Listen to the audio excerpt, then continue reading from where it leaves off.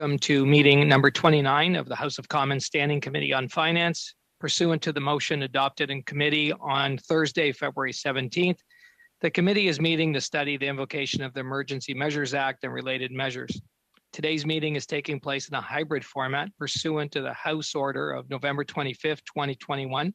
Members are attending in person in the room and remotely using the Zoom application. The proceedings will be made available via the House of Commons website.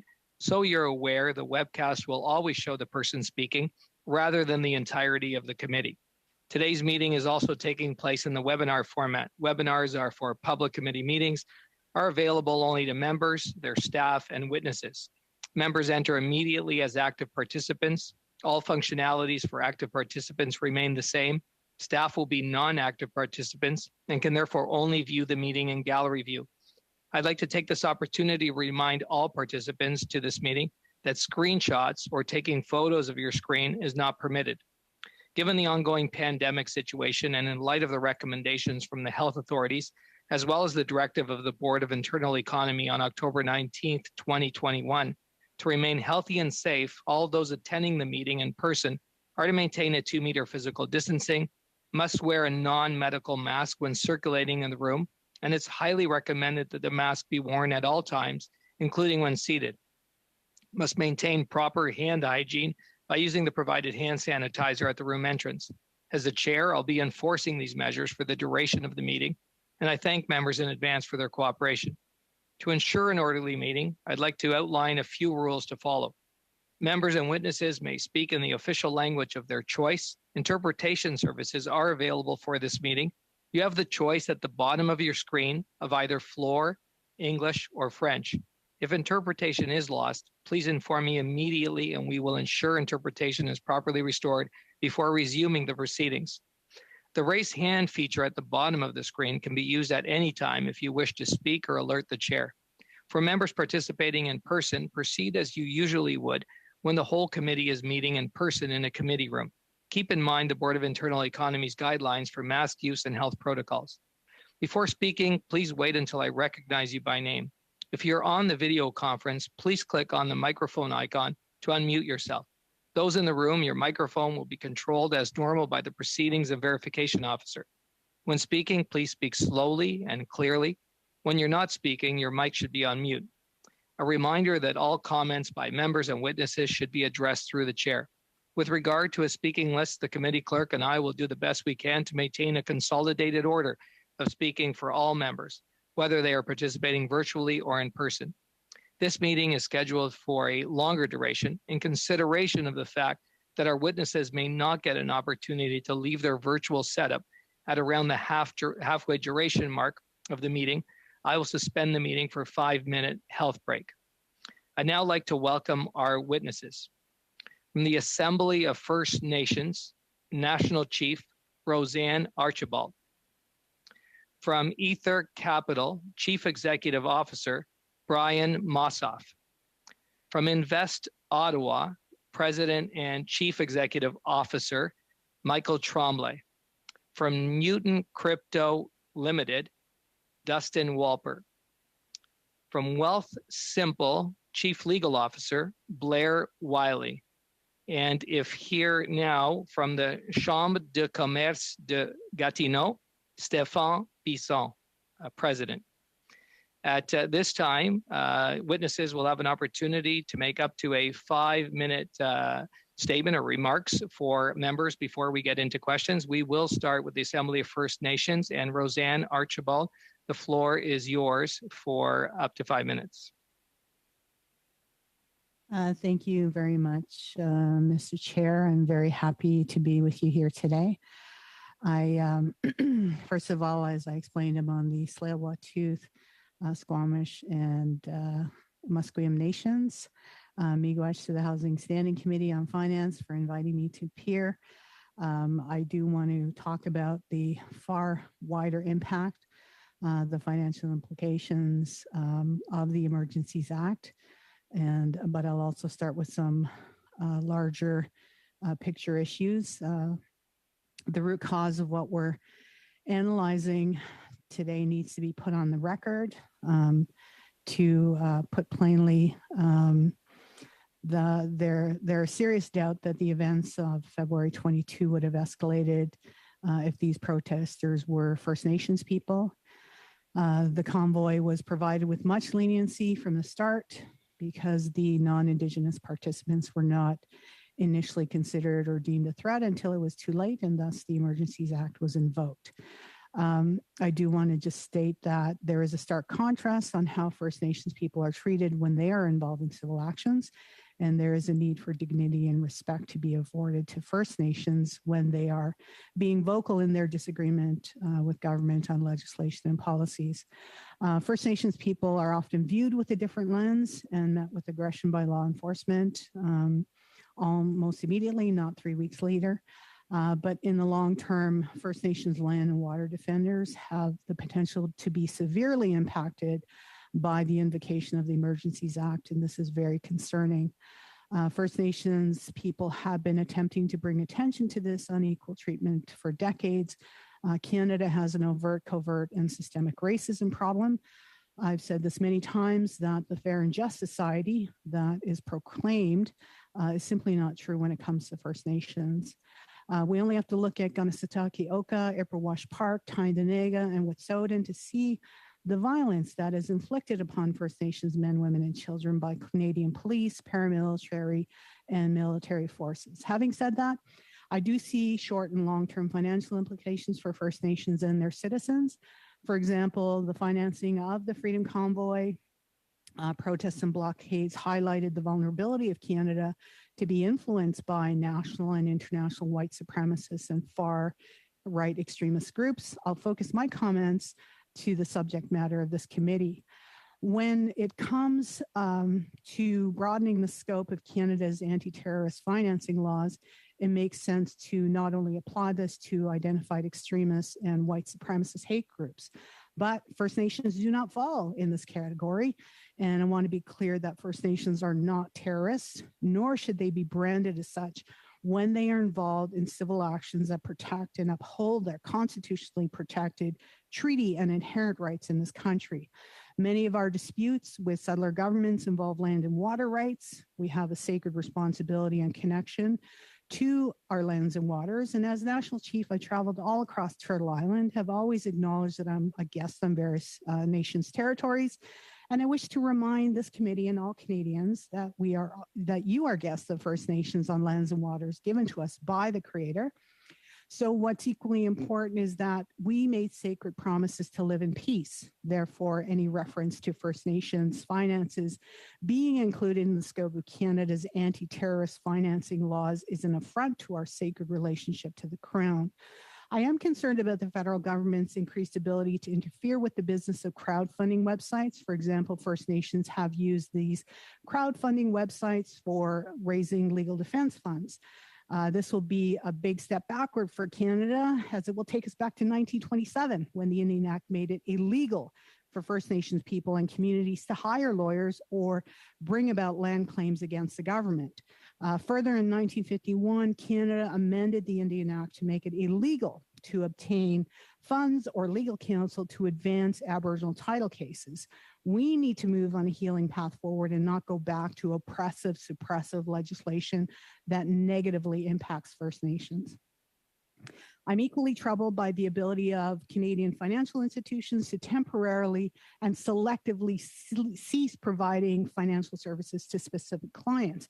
Many of you may be aware of the case of the First Nations 12-year-old girl and her grandfather who were arrested in Vancouver for trying to open a bank account at the Bank of Montreal.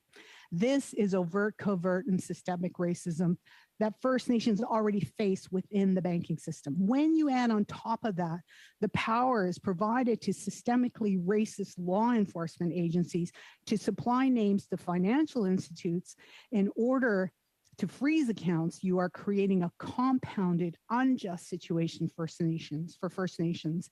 It's incumbent upon Canada to not only fix its systemic racism problem, but to ensure that the system has checks and balances when it comes to freezing the assets of First Nations and or their citizens.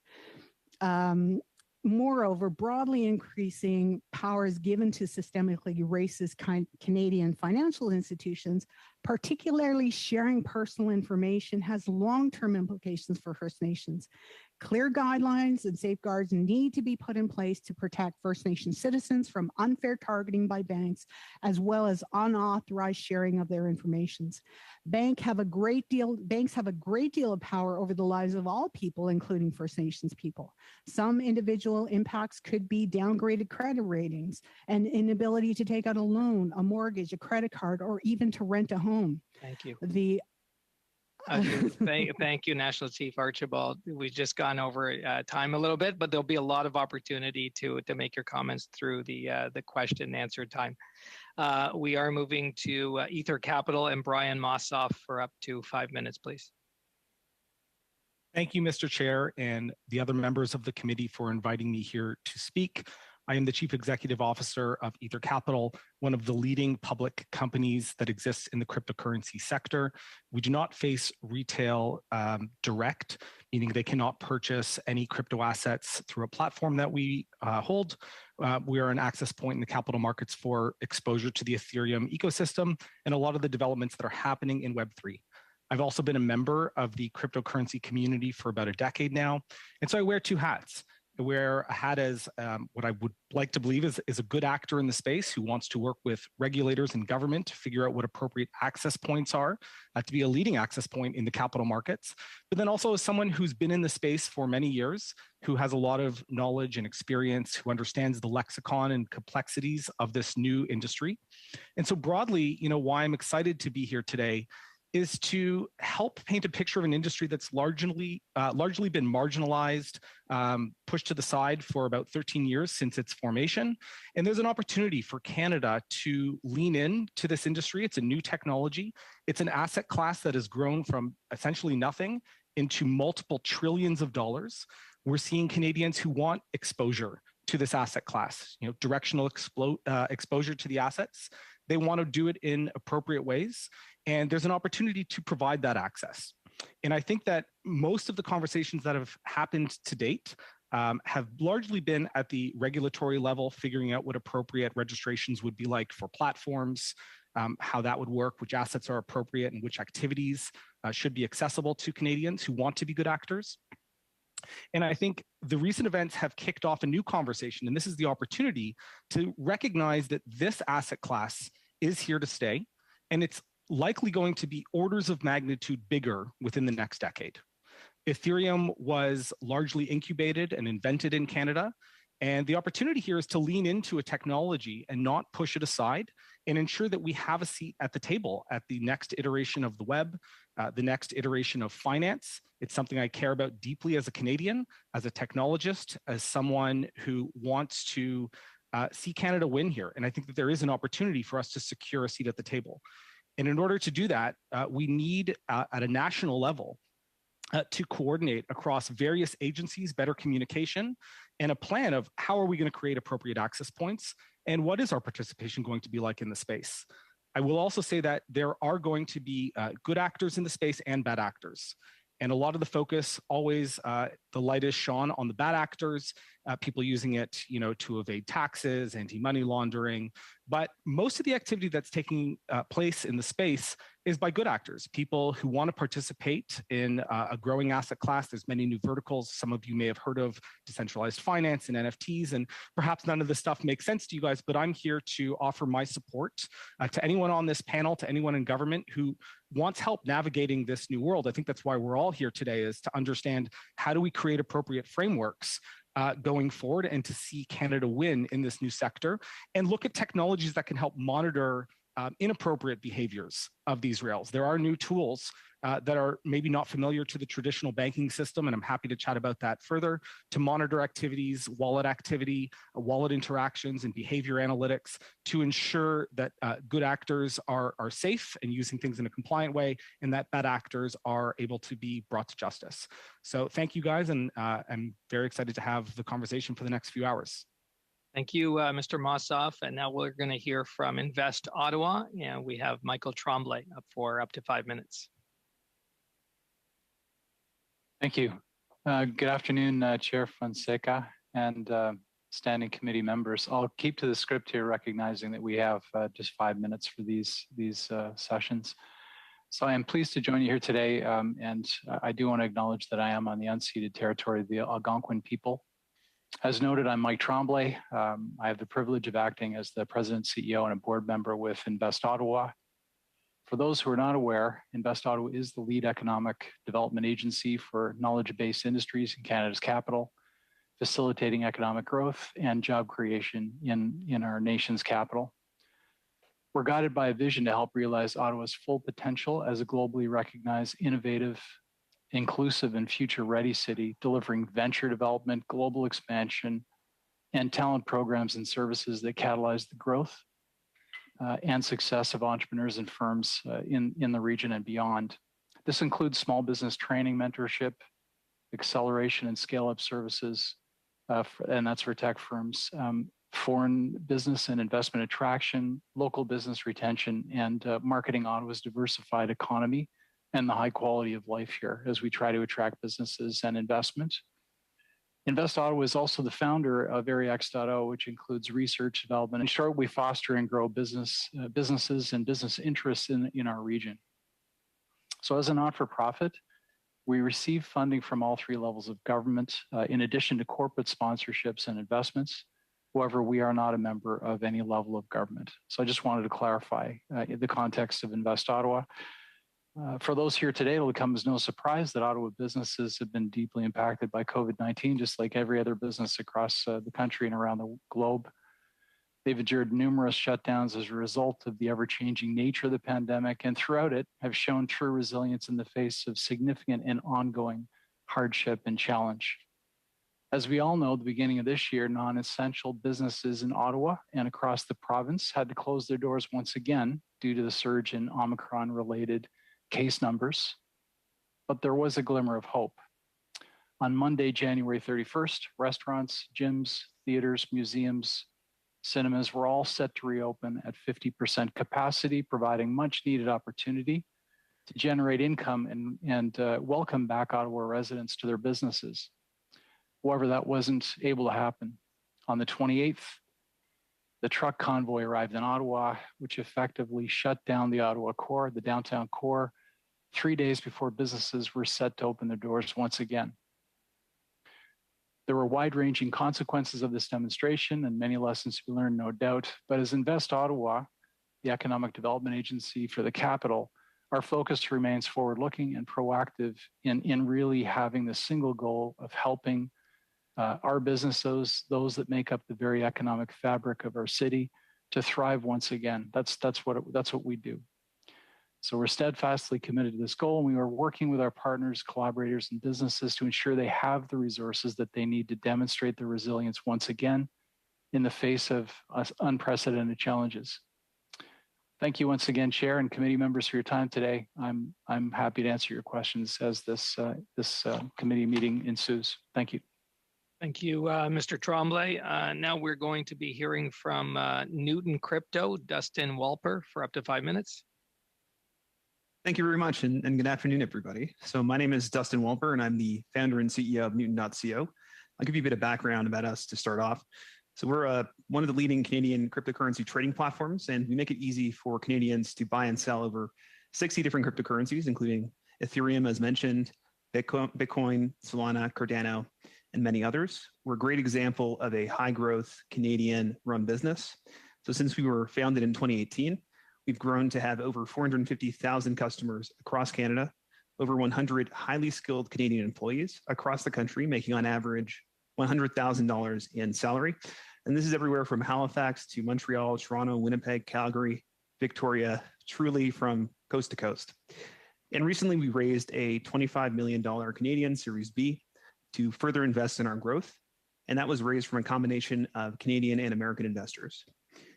Furthermore, we've actually been registered as a money services business with FINTRAC since 2019. And we're in the advanced stages of registering as a restricted dealer with the Ontario Securities Commission. The extent of our regulatory obligations is actually quite considerable.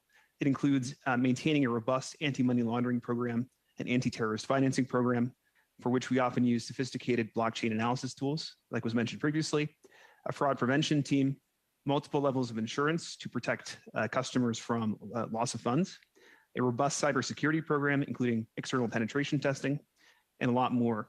Really far from being Wild West, as some may perceive it, cryptocurrency trading platforms in Canada are becoming highly regulated businesses, more so than in most of the United States, almost every state. And I'm telling you all this, I want to clear up misconceptions about the cryptocurrency industry.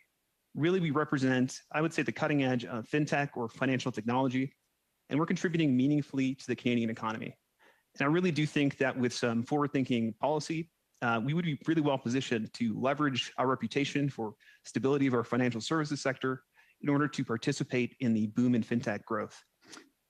Now I want to talk a little bit about the Emergencies Act and just touch briefly on that. So we were asked by the RCMP, and we're a retail platform, so we deal with customers across the country. We were asked by the RCMP to prevent funds from flowing from our platform to a list of Bitcoin addresses, and we complied with that request. Crypto trading platforms like Newton, however, are not able to freeze or hold funds that are being held in private Bitcoin wallets off our platform. And in fact, that's a key characteristic of Bitcoin, in that it allows users to transact peer-to-peer without an intermediary, which makes it very much like the equivalent of digital cash. It's my fundamental belief, and we'll maybe go into this later, that property rights protected by due process of law are essential to the success of a modern democratic country.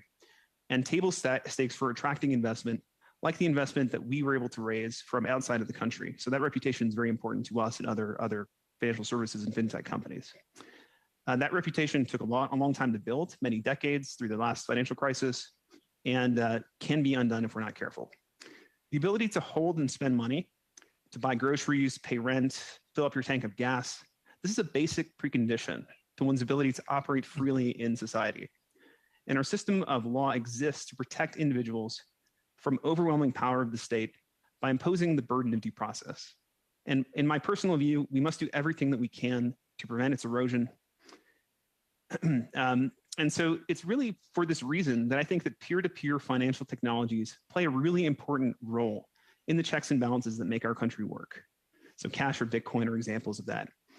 And while they can be and frequently are seized as part of a court order, a criminal investigation, a civil suit, or what have you, they cannot be arbitrarily frozen without due process once they're in the control of an individual. So I would really urge the committee to think strongly about the kind of country we want Canada to be. In my view, is a country that both strongly values property rights and due process, regardless of the inconvenience this may cause to legitimate investigation, one that embraces fintech innovation and pro-growth policies, and one that's fair and even-handed, even to those who we might not ultimately agree with. Thank you. Thank you, Mr. Walper. And now we'll hear from Wealthsimple. We have Blair Wiley for up to 5 minutes. Mr. Wiley. Thank you to the chair and thank you to the committee for inviting us to attend today. I'll start off with a few introductory remarks about Wealthsimple. Wealthsimple is a financial services company that's committed to helping Canadians achieve financial freedom, no matter who they are or how much they have. We do that by building powerful financial tools for people to grow and manage their money. Our products are low cost, they're intuitive, and they're available online, which we believe is essential to help Canadians adopt good financial habits. We provide our services now to more than 2.5 million Canadians, and we employ more than 1,000 people in 9 provinces across the country. This despite being founded only in 2014, where we began as an automated investment manager. Our services have since evolved to meet the multiple financial needs of our clients. We still offer professionally managed portfolios and have added self-directed trading, saving and spending, tax filing, and as of 2020, a cryptocurrency platform. In the August of 2020, Wealthsimple became the first crypto platform to register with Canadian Securities Administrators, which required us to demonstrate high standards of disclosure, financial resilience, and investor protection. Crypto is a legitimate and compelling emerging asset class worth over $2 trillion and owned by millions of Canadians. We believe those Canadians deserve the same protections they would expect regarding any other investment. And our clients' behavior has substantiated that view. Contrary to the popular narrative regarding crypto investors, Wealthsimple crypto clients tend to invest cautiously and for the long term.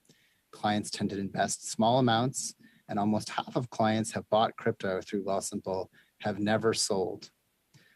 One vital piece of our crypto platform is a robust anti-money laundering or AML program to guard against financial crime and the financing of terrorism. As well as being registered with FINTRAC since our launch, we have sophisticated tools, experienced AML professionals, and robust processes for blockchain transaction monitoring. With regard to the Ottawa protest, our legal and AML teams became aware in early February of media reports about fundraising efforts, including fundraising efforts using Bitcoin. On February 10th, the Ontario Superior Court issued an order under the Criminal Code freezing property relating to a fundraiser for the protest on the grounds it was related to alleged criminal activity. Later, following the issue of the emergency order on February 15th, the RCMP identified specific Bitcoin wallet addresses associated with alleged criminal activity.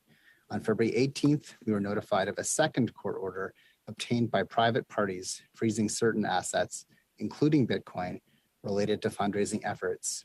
In each case, our in-house AML expertise and blockchain intelligence tools enabled us to rapidly respond with appropriate controls. In our view, recent events provide compelling evidence that crypto, far from the Wild West, which Mr. Walper also alluded to, that is often imagined, is an important and promising technology that allows for a degree of transparency and consumer protection that is at least comparable to traditional finance. In fact, the transparent nature of a public blockchain has several advantages over conventional banking in the inherent ability to track and audit flows and transactions.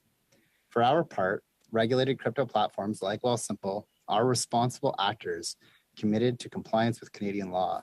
We are aware that some foreign platforms appear less committed to compliance with Canadian law, despite serving millions of Canadian customers. We believe this strengthens the case for the federal government to start engaging with the domestic crypto sector to develop a clear and positive regulatory framework for crypto in Canada. It is strategically important to Canadian innovation, competitiveness, and security that we have a strong domestic crypto industry, and Wealthsimple is ready to play our part in helping to build it. Thank you for your time. Look forward to your questions. Thank you, Mr. Wiley. And now we're moving to the Chambre de Commerce de Gatineau, and we have Stéphane Bisson for up to 5 minutes. Mr. Bisson, you may be on mute. I'm not.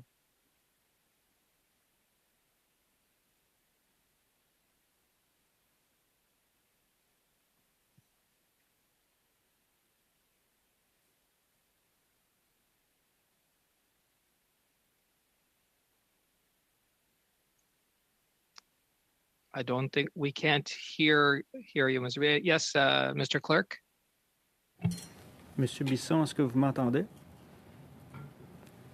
Mr. Bisson, can you hear me? You'll find a button on your computer that will enable you to hear. Maybe we can just come back to him, Mr. Chair, when he's available. All right. So, Monsieur Bisson. Can you? You're on mute. Vous m'entendez? Oui. Thank you very much. Good afternoon. My name is Stéphane Bisson. I'm president of the Chamber of Commerce of Gatineau. Thank you for the invitation. First of all, for those of you who are not aware, Gatineau is just on the other side of the river. It's been the forbidden village in the national capital. During the Freedom Convoy demonstration, the downtown area of Gatineau was literally taken hostage by the followers of the convoy. If you'll recall, public security in Ottawa had blocked the bridges. So at the end of the day, we had two bridges left, the interprovincial bridge left and the Champlain Bridge on the western side that were available to traffic. And in terms of the interprovincial bridge, there was a great deal of traffic, long lines of traffic. So the followers came from Quebec to watch the convoy. They would literally park downtown Gatineau. And they simply took the downtown area hostage.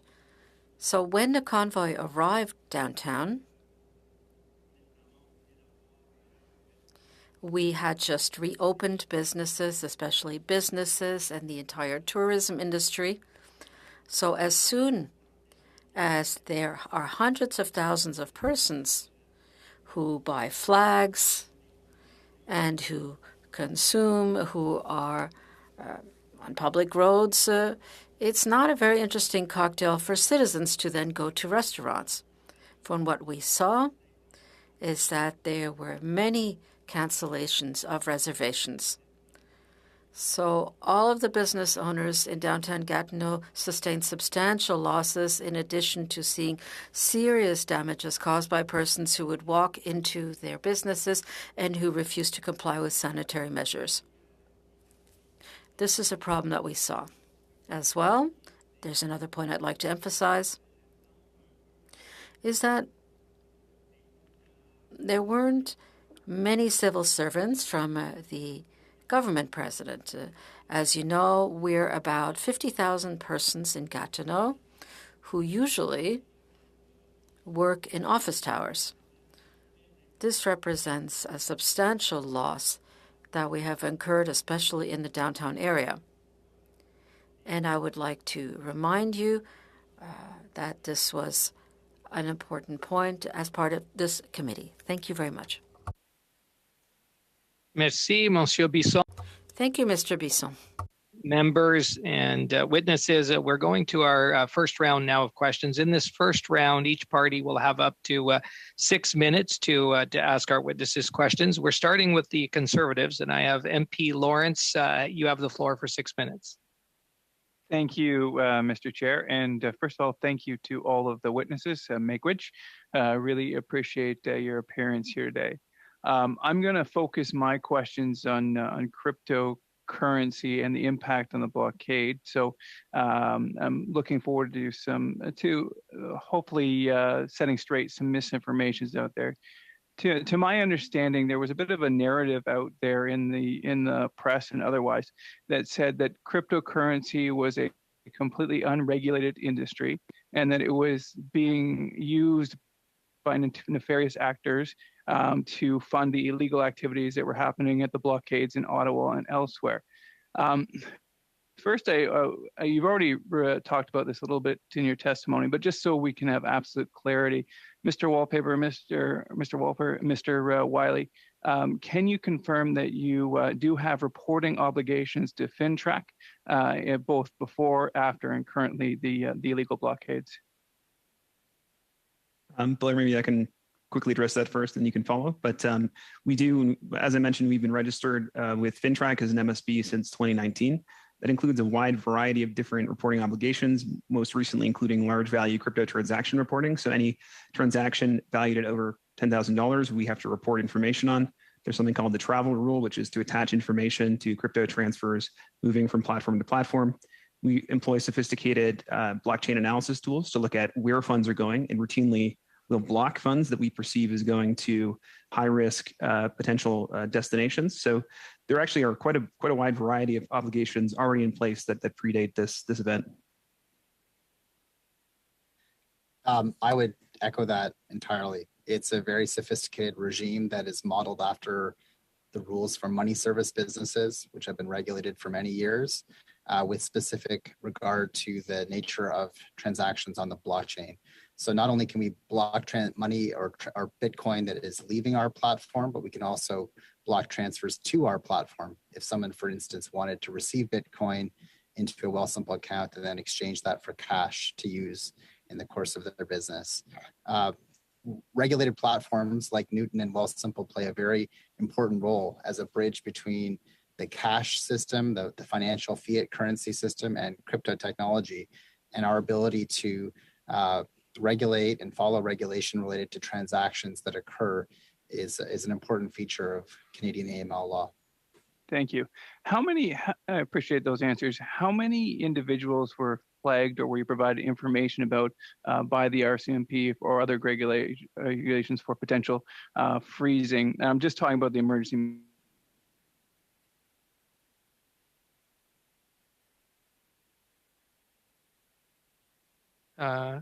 Mr. Clerk, I believe MP Lawrence froze on my screen. Yes, You sir. have the same? Yeah, he's frozen. Okay. We'll try to get in touch with him. Okay, so we're at 3 minutes into the Conservatives' question time. Would another of the Conservative members like to take up some of the questions? Mr. Chair? Yes, Mr. Albus? Yeah, I would, if that's all right, and you maybe take it, I'll give my time back to MP Lawrence a little bit later on.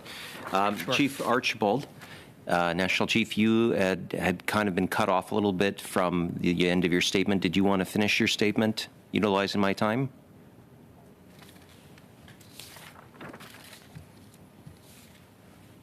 Thank you very much. I would certainly appreciate that. So I believe that I had left off just talking about the some of the implications around people's downgraded credit when dealing with banks. So I'm just going to finish off 2 more pieces. The invocation of the Emergencies Act has long-term negative impacts for First Nations.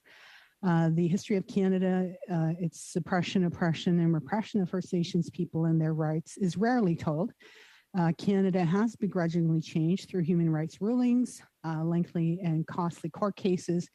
Canada tries to portray its image as a nice, friendly place that treats its citizens well, where First Nations appear to be walking toward freedom and justice. However, Canada continues to hide its oppression and its systemic genocide of First Nations people. The final comment I was going to say is that the recent invocation of the Emergencies Act is taking First Nations backward. And it is the opposite of what we're calling the healing path forward. And I do appreciate you giving me extra time. I look forward to additional questions on my comments. Miigwech, Ninanaskamo. Mr. Chair, do I have any time for a question?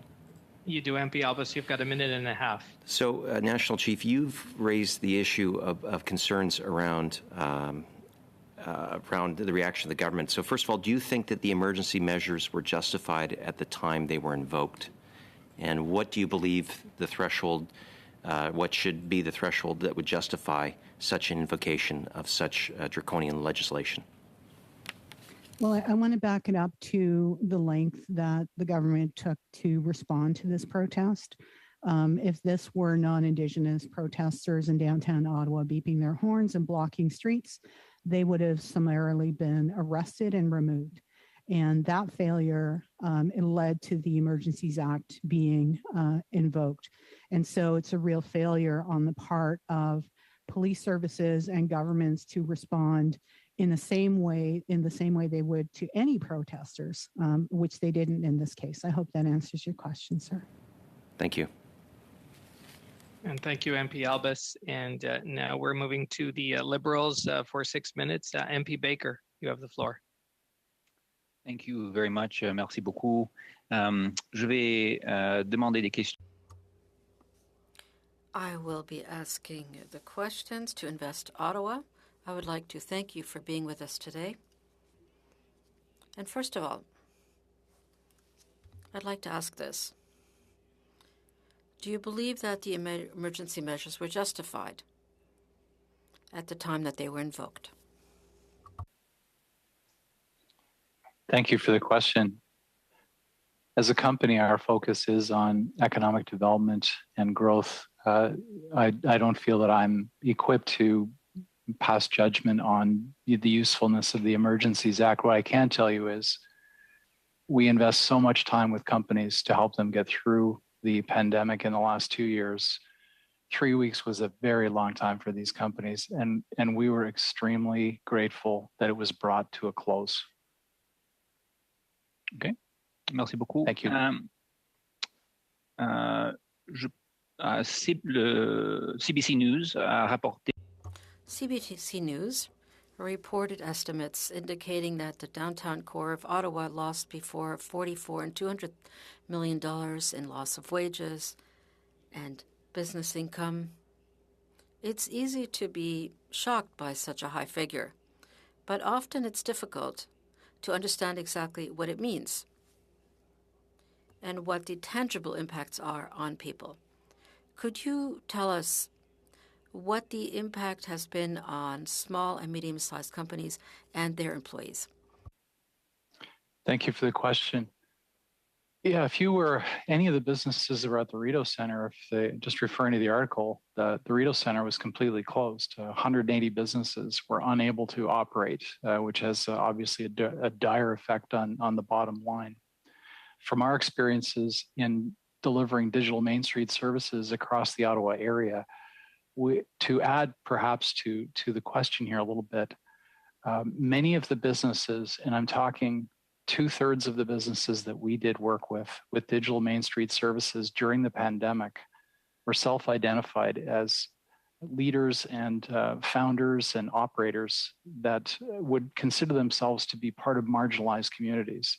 So on top of everything else, they had to deal with the dire effects financially of an extra 3 weeks, which I think is completely unacceptable. I think the CBC article does a very good job of providing a variety of views of what those costs would be. I can tell you from my vantage point, very significant to this particular community in the downtown core of Ottawa. Okay, thank you very much. So my question and your response speak a little bit to the short-term impact, but I have a business background, so I have a hypothesis as to the answer to this question, but I'm going to let you answer it. I would hypothesize that there are long-term impacts, and I'm wondering if you could speak to what the long-term impacts are of the convoy on the businesses in Ottawa. It's hard to separate just the convoy period from the rest of the pandemic. What it does is it adds an extra 3 weeks of torment to companies that have already done everything possible to maintain a stable environment, as stable as they can. And then they had to restart again. A simple example would be if you're a restaurant, you were planning for the opening, you brought in all kinds of food stuff to be able to prepare for a really important opening, which includes Valentine's Day. You're unable to actually take advantage of that market opportunity, and it sets you way back. You got to carry the costs, you've got to throw out the food. You really are in a tough place. So on top of everything else, you've got the incremental cost of bringing in inventory, in this example, food, that is a complete and utter waste. So the long-term effects, I guess we'll see what they look like, but it's certainly added an enormous burden to these companies that were already in trouble. Yeah, and one's got to believe that just I'm thinking back to my business background, that you'd have companies that they had, either they had to shut down or they had reduced revenue during that period, significantly reduced in many cases, if not completely shut, no revenue. And I suspect that, there's a lot of these companies have fixed overhead, right? So they've got leasing obligations, they may have salaries that they're paying, et cetera. So they have to pay for that somehow and to stay in business for the future. And presumably they would have taken on debt and those sorts of things, which inhibit their ability to grow or finance their operations in the future at the very least. Okay, I think I have about a minute left. So the federal government's announced that it's offering $10,000 to Ottawa businesses impacted by the convoy. This program's going to be launched Tuesday. My understanding is that Invest Ottawa is handling the distribution of this funding, along with the support that's been offered by the provincial government. And so can you tell us how this will support businesses that have been through these incredible difficulties that you've just described, and how you'll make sure that the money flows to businesses promptly? Yes, thank you. That's a great question. So yes, it's $20 million from the Canadian government, $10 million from the provincial government. So for any company that has gone through the duress of that 3 weeks and clearly were impacted by it, they have the access to up to $15,000. Tomorrow they'll be able to actually apply, go through an attestation process in order to actually apply for it, and be able to take advantage of that. And there's really a few areas that this funding is destined to cover off. One is, if you had to put investment into providing some kind of security to your facility to protect it from damage. Another is the cost of inventory that is essentially perishable or a waste. And the third, of course, is those costs that you would have as a business during that period that are also an ongoing waste and that you were unable to do anything during that period. We'll be executing the program between tomorrow and the end of April in terms of receiving requests. And the whole thing should be wrapped up sometime late in May, perhaps as early as early in June. So we'll be able to execute it pretty much immediately. Thank you, and thank you, MP Baker. Now we'll move to the block and MP Samari for 6 minutes. Oui, merci, Monsieur le Président. Thank you, Chair, and welcome to all of our witnesses. Thank you very much for your presentations. That's greatly appreciated. My questions are for Mr. Bisson from the Chamber of Commerce of Gatineau. Thank you very much for taking part in this. My presentation shook me up somewhat. We were essentially watching the trucks that were blocking the downtown area in Ottawa and Wellington, but when you left on foot from the Quebec side, we saw that there were also blockades in Gatineau, specifically in Hull. That's the Hull area. So what you explained to us is that there was a lot of movement on your side. Yes, in fact, that's true. Thank you very much for this. So what happened, actually, is that there's collateral damage. So I understand that about a quarter of the activity was in Ottawa, that the heart of the activity, rather, was in Ottawa, and that was extreme. But the downtown area of Gatineau was literally taken by storm. And let me talk about a situation. Mr. Tremblay earlier mentioned a St. Valentine's evening where you would leave with your partner to have a romantic dinner at a restaurant on February 14th, but you can't park. And what you're seeing on the roads are demonstrators, protesters, and you saw them walking throughout all of the streets in the city. So there were major trucks with flags, etc. We also heard honking. Even outside of restaurants, that was very loud, because even though there was honking in downtown Ottawa, there's a river separating Ottawa from Gatineau. So it was really a problem from that perspective. So your members, especially restaurants, paid for the siege before Parliament, and they were not able to do business as they normally would have done if that siege hadn't taken place. Yes, that's true.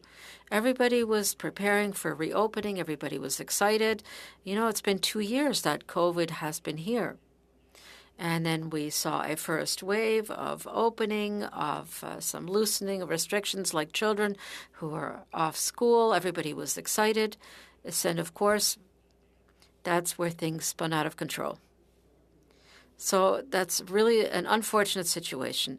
But Mr. Tremblay spoke about loss in inventory. Did your members experience a similar situation? Yes, with the people that I spoke to and the restaurant owners I spoke to, those are the stories they told us. Because the work was coming back to the offices, a lot of people who decided to stay home to work, to do homework. This led to all kinds of constraints for the businesses in downtown. Now, the government has announced some compensations for businesses and restaurants in downtown Ottawa. Does this also apply to your members? Right now, we're waiting for the confirmation to see whether or not the government will be able to include the downtown area of Gatineau in this process for compensation. In terms of the Chamber of Commerce, we have received no notice indicating that this decision had been taken. So this is why I'm saying that we heard a lot about the national capital. We like speaking about it when it is convenient, but often Gatineau is seen as the poorer city that receives crumbs. But when it goes beyond the budget. But that's why I'm here before the committee today, to indicate that we also hurt in Gatineau. And I think it would be appropriate for Gatineau business to also obtain compensation. And I can tell you that today I had a meeting with Mr. Minister Lacombe, the regional minister in the Ottawa region in Quebec City, and who's looking very carefully at the possibility of also delivering money to the city of Ottawa. And I really hope truly that you will also be compensated just as the Ottawa businesses are being compensated. And the member from Terrebonne, Nathalie Saint-Gagné, also presented a motion in the House demanding that the businesses in Gatineau benefit from this assistance program. It was passed. So I also hope that comes into play. I find it a little bit sad that you, as president of the Chamber of Commerce, that the government still has not gotten in touch with you. I think that would be the least thing they should do, and that they should quickly announce a decision with respect to what the House has decided to ensure that you also be included in that. If not, so how are your members feeling these days in terms of the health measures, etc.? How are your members faring these days? Well, we had a poll done by the Federation of Canadian Independent Businesses is that indicating that 40% of businesses are simply declaring bankruptcy. And I wouldn't necessarily draw a direct link with this blockade, but it did play a great deal into the morale of the troops. And usually it's $150,000 loss for each companies. And that's an average. That's not all of the companies that were impacted as badly by COVID, but that's a great deal of additional debt that is currently on the table that company owners have to absorb, that they have to pay for each month, that there are also consequences for all of Canadian citizens. So clearly, we are thinking about your members, and we certainly hope that the situation improves, and we hope that the support measures also apply to the businesses in Gatineau. And on that topic, I do believe that your members are also seeing a labor shortage, as is the case everywhere. So I take it that when it comes time to put in place an application, you'd like to see as little paperwork as possible, because I imagine that your members are already overloaded. They have too much to do. Yes, there is a labor shortage, especially in companies that were impacted. For example, in restaurant and tourism businesses, they have decided to focus on a new profession to a great extent. I spoke to the owner of the Lac Lemay Casino, who indicated that it was difficult to find employees because simply people took training, and also they are drawn in by the federal government because the government offers good training and good salaries, and it's difficult to find jobs elsewhere. So once this program will be implemented, we want to ensure that it will be easy to manage and that will be easy for business owners to fill out the forms, that it won't be too much paperwork. I'm afraid my time is up, but thank you very much. Thank you. To the NDP and MP Blakey for 6 minutes, please. Well, thank you to all our witnesses for being here today. I want to direct my first question to National Chief Archibald. First, just by saying thank you for being here to express some of the concerns that Indigenous people have in respect to the use of the Emergencies Act and what it may mean for them in future scenarios. I think one of the opportunities here at this committee is to provide recommendations to government on what we learned through this particular use of the Emergencies Act and what kinds of things it might look at putting in place, whether that's changes to the Act itself or whether it's kind of better guidelines and practices to inform future uses of the Act if there are future uses of the Act. And so I'm wondering if you might have some recommendations along those lines. I know in your opening remarks, I think you made a good case for why the position of First Nations people here in Canada is different than many other protests, particularly in respect of defending land and water rights. So I wonder if you might have some recommendations, either that you would for us as a committee as we explore these issues, or if you have recommendations for government that you would like to see this committee make as part of its review. Thank you very much, MP Blakey.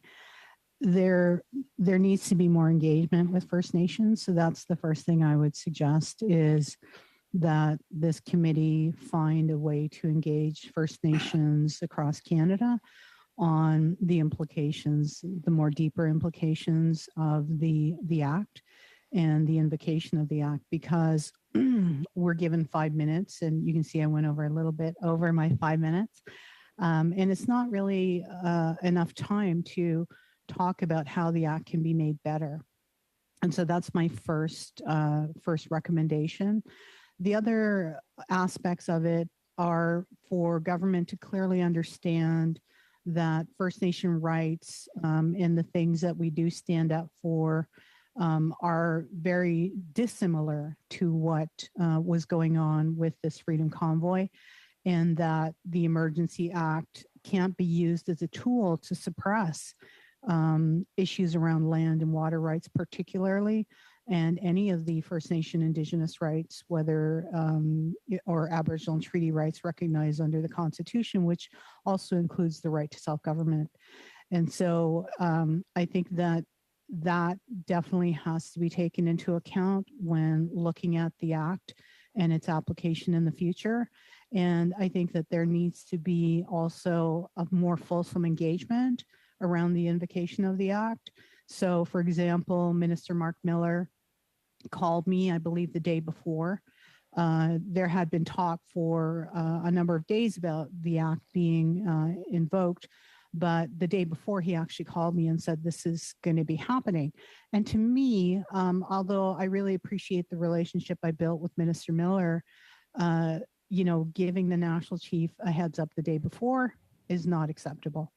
And so there needs to be processes in place that are definitely more fulsome than that when it comes to First Nation land defenders and water defenders in this case. I hope that answers your question.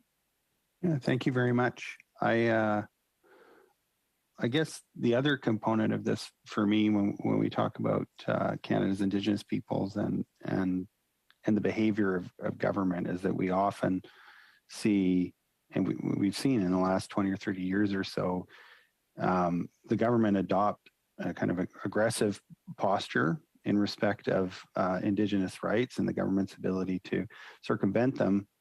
But then we see, usually after a lengthy and expensive court battle, the rights of Indigenous peoples affirmed in the court. And so I wonder if you want to speak a little bit to that dynamic and how that might inform approaches to the Emergencies Act, because often justice delayed is justice denied. Clearly, the stakes are high in respect of using something like the Emergencies Act, which means it's important that we get it right the first time. So could you speak a little bit to that relationship and some of the things that the federal government might be able to do to ensure that when it comes to matters as serious as this, that it gets it right the first time? There is a need to complete the Constitution talks from the 1980s. And I've actually called on the Prime Minister to have a table again with First Nation leaders from across Canada, because that's the starting place of how we build this relationship in a truly equal and positive manner, because courts tend to be combative. And so we end up getting to a resolve, but the process of getting there isn't positive. So I think that if we had constitutional talks and we defined a process together on First Nations role and place within Canada as a country, given that the Creator placed us here and this is our country, so to speak, that we are the original people and that our laws and all of our lives and processes ceremonially, culturally, spiritually have been in a way blanketed. So a blanket has been put upon us in terms of Canadian laws and Canadian processes. And we need to figure out the original government to government, nation to nation relationship. And I think that constitutional talks are a good place to begin.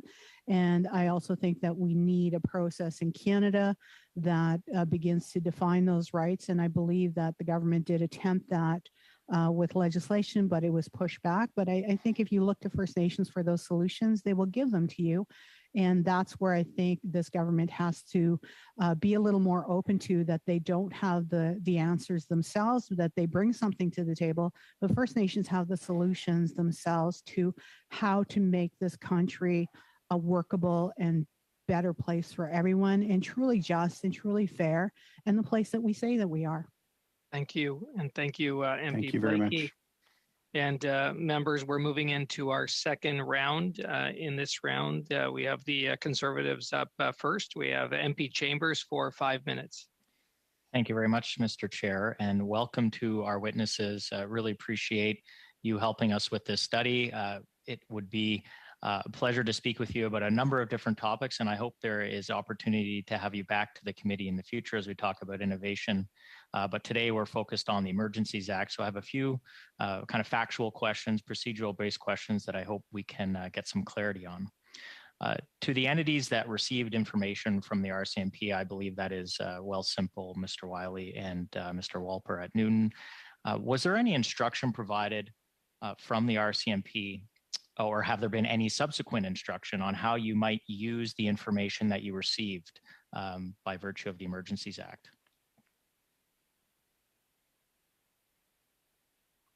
Blair, do you want to answer that? Sure. So we did receive several notices from the RCMP. Those notices came to us via industry associations, regulators, law firms, and the notices were helpful in that the original emergency order was extraordinarily broad. It was a concept of designated persons, which was very difficult to interpret. And I think within the crypto industry, within the broader financial industry, we were all trying to understand how to make sense of how to interpret designated person. So I would say it was helpful in that the RCMP gave lists of names that were the particular people of concern they had with respect to the convoy. So it was certainly helpful for us to be able to respond appropriately to things like making sure that transactions were not flowing to fundraising efforts. And if I may add to that, the way that we had sort of received the information was a little bit unusual in that it came from the RCMP, but we received it through our regulatory council. And we had to sort of verify that this was coming from an appropriate channel. I will say in general, and this doesn't just impact issues related to, say, this kind of order or, anti-money laundering concerns. In general, even for things like fraud concerns, we don't have a great byline into the RCMP, and we'd love to be able to build on that, but it's something that doesn't seem to exist right now. Thank you very much. So our understanding is that you are now in possession of names and information that have come from the RCMP. The next logical question is, have you been told about how to dispose of that? Are you using that information now to screen against new clients that are signing up with your service? How are you using that information on an ongoing basis? Or are you?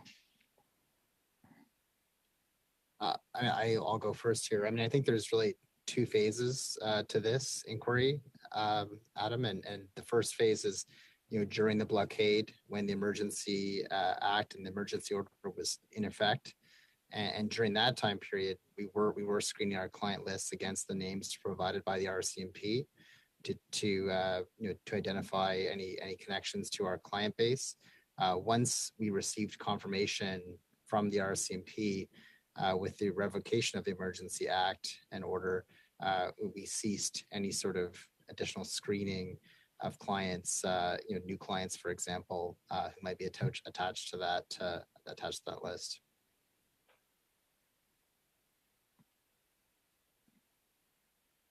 And okay. Similarly for us, sorry. No, go ahead, Mr. Walper. Yeah, I was going to say similarly, we basically put into place a block once we had received the initial information. Once we had confirmation that was lifted, we removed that. We no longer use that to screen any new clients coming into our platform. Okay, that's helpful. Although, just for clarity, I think what I'm hearing is you've chosen not to do that, but there's been no stipulations from the government or the RCMP on how you can go and use that information going forward. So I think that's... I think that's right. We have obligations under anti-money laundering laws to follow a risk-based approach to screening clients and transactions on our platforms, and so every regulated intermediary will make appropriate decisions around how to interpret and apply the risk-based approach. So okay. I think that for Mr. Walper and I, we're speaking on behalf of our organizations and not the way that others may have conducted themselves. Okay, one quick question left.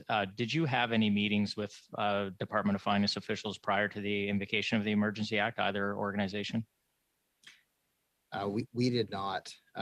We were sort of on the receiving end via notices received through indirect channels and through publication of orders on government websites. I think it's an area on the theme of engagement, which has been mentioned here today. It would have been helpful to have more direct communication with the Department of Finance. Yeah, I agree. We were in a similar situation where it was quite unclear initially what exactly the implications would be for us. So we would definitely welcome, more direct channels in the future. Thank you. I believe that's my time, Mr. Chair, but I would point out that the testimony of the CBA last week was that they had multiple conversations with the Department of Finance prior to the invocation of the act. Thank you. Okay, thank you, MP Chambers. We're moving to the Liberals and MP Chattel for 5 minutes, please. Merci beaucoup, Monsieur le Président. Thank you very much, Mr. Chairman, and thank you to all of our witnesses for being here virtually this afternoon. I'd like to put a few questions to Mr. Bisson. Once again, thank you very much, Mr. Bisson, for being with us. I come from the Pontiac riding, which is part of Gatineau. I was very much interested in the compensation and protection that the government could provide to businesses that were affected by the occupation in Ottawa. And in fact, to that end, myself and my colleagues, Stephen McKinnon, who's also very much involved in this file, were extremely pleased to see all of the work that our Minister Pascale Saint-Onge has done and the announcement she made indicating that the Gatineau businesses will benefit from the same treatment and same compensation as those provided to Ottawa businesses. This was announced on March 7th. So, Mr. Bisson, I'd just like to know more about the benefits. You've identified a number of businesses, and you say that some will benefit from this and that this will help them, especially those who incurred damages because of the occupation. Yes, of course, this is just a Band-Aid that we're putting on a wide open wound. But you'll understand that we're also working on developing a destination with the tourism ministry. We're working hard to develop downtown Gatineau as a destination, as a gateway for the province of Quebec. But we're also working with tourism to create an international destination for the city of Ottawa-Gatineau. So when we have that kind of a demonstration, of course, it greatly tarnishes the reputation of the region. And as a ricochet effect or snowball effect, as I've mentioned, those most affected by COVID were our very courageous soldiers. So already morale was down, although we were excited to be able to resume activities, and the companies were very excited about resuming this. But unfortunately, the occupation in downtown cut short this excitement. And as I've explained to Mr. Sainte-Marie already, the issue we're facing is really that these are companies, and again, I'm using my popular language, but that are really having a tough time. And they've already seen a number of setbacks in the last few months, so additional levels of indebtedness, etc. So when it comes to assistance, maybe we can think on a high level, what exactly can we do as a regional organization? What can the regional government do in order to come to the assistance of these two downtowns that are having a lot of issues? But it's also important to think about the other side of the river. Thank you very much, Mr. Bisson. I couldn't agree more with what you've said.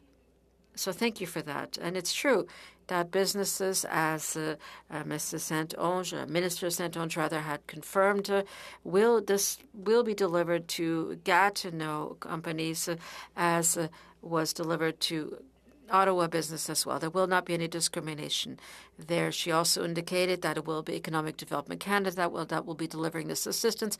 We're very familiar with them in Gatineau. And it will be a separate envelope. It won't come from the same budget envelope as the one for Ottawa. So that's very good news. In fact, the mayor of Gatineau is thanking Stephen McKinnon and Pascal Saint-Onge for their leadership. So these are excellent news for our companies. We're very happy to see that. So I have a last question for you, Mr. Bisson. Any government assistance that was given to Gatineau, the Gatineau and Ottawa region, this assistance, has this really helped them to survive and go through the pandemic? I would say yes.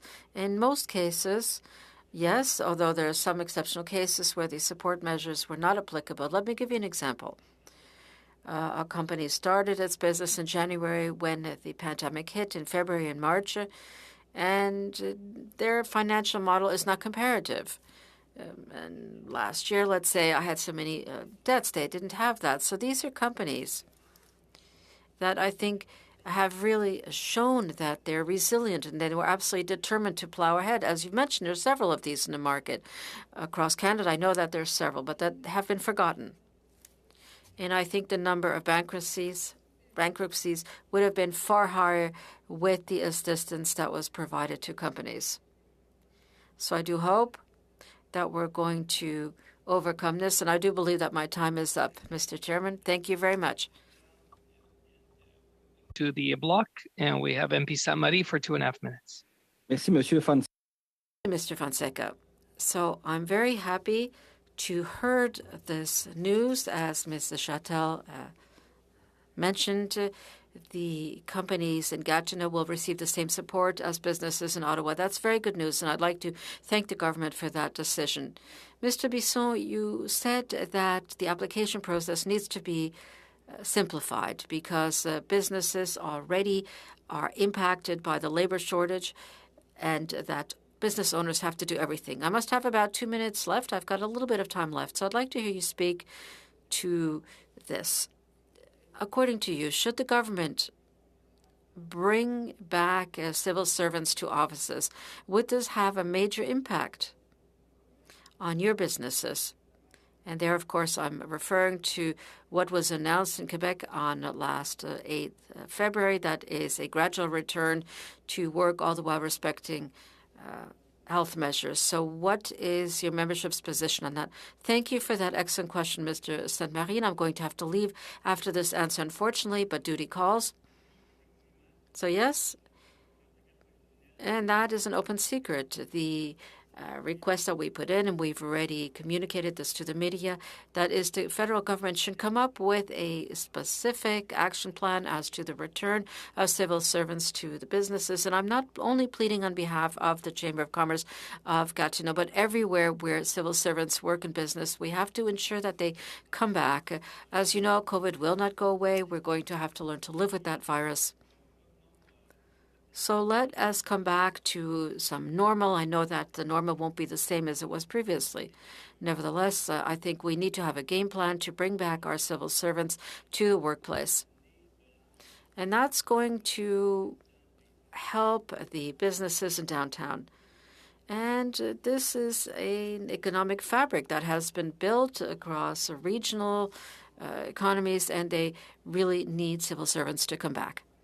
Yes, that's very clear. In fact, the economic impact of civil servants not being there has been felt across the region. If Ottawa could, as they're doing in Quebec, to put in place a opening up plan, I think that would help everybody in the region. So, Mr. Chairman, I'll stop here for this turn. Thank you very much, Bisson, for having testified before the committee. Thank you. Thank you for having invited me.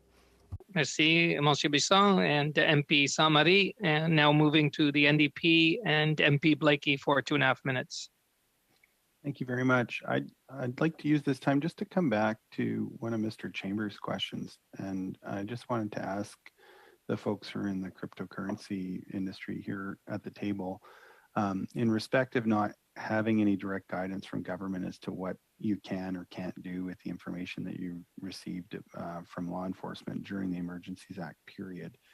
Do you think it would be helpful for government to issue a directive, both kind of retroactively for the period that occurred already, and if ever the act is used again, for government to be a little bit more upfront and explicit about what financial institutions of various kinds are expected to do with that information once the emergency period has ended? Thanks for the question. In my view, I'm not sure that retroactive guidance would be particularly helpful at this time. I think we're learning a lot. We'll look forward to the reports of this committee and other federal study of the Emergency Act. I do think, though, going forward, if we were ever in a position to need to invoke an Emergency Act in the future, having more preparation around how we communicate between industry and government and law enforcement, perhaps running tabletop exercises so that the RCMP actually has contact information for every financial firm subject to the AML laws to be able to communicate directly. That sort of thing, I think, would put us in a better place if we're in a similar position ever again. So I would encourage a broader focus on how we get better engagement going forward. Thank you. Mr. Walber or Mr. Mosif? Yeah, I would concur with that. I think broadly speaking, and I'm sort of speaking on behalf of the industry, but I think this is broadly true. We would like to have more direct contact in general on this and other issues. Another issue that we sort of see a lot that we'd love to be able to coordinate more on are things like combating fraud. This is something that happens across the financial sector, but it's something that we're very active in trying to fight, and we'd love to have a more coordinated approach with the involvement of the RCMP and other stakeholders. Mr. Mosif, I may be out of time, but if I'm not, I'd invite you to use what time I have remaining. About 10 seconds. Any kind of engagement would be great. And I think that it can allow the industry to go forward in a positive way, to get access to proper banking, proper audits. That's something that the industry is struggling with. So any engagement to come up with frameworks going forward as a country for the industry to excel would be very much welcomed. Thank you. Thank you. And thank you, MP Blakey. We are moving to the Conservatives. And from the committee room floor, we have MP Albus for 5 minutes. Thank you, Mr. Chair. And again, thank you to all the witnesses. I will be sharing my time with MP Lawrence so that he can make up some of it. But I'll go back to National Chief Archibald. Chief, do you believe that, I know the Minister of Justice has said many times in the House of Commons that he believed that the emergency order that was made by the government complies with the Charter of Rights. You seem to attest otherwise. Could you maybe explain a little further?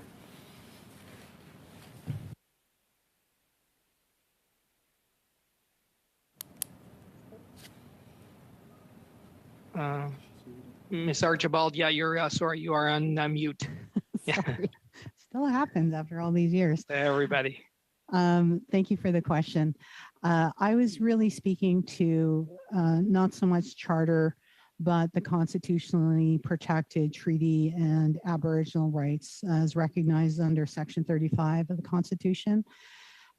So less so on the charter. But my concerns certainly are around issues of privacy for First Nations and the implications of that. I hope that answers your question, and thank you for the question. So just further to that, we've heard from some entities today that represent different companies that have talked about the lists that they've received and that they may utilize those lists for other purposes, whether they be for the anti-money laundering, terrorist financing regimes that they have in place. Does that concern you that these companies still are retaining these lists? Yes, what concerns me, I think, more is who determines who gets on these lists. I just want to reiterate that First Nations are not terrorists. This is our country. These are our lands. These are our waters. And we have citizens who want to protect those creator-given rights.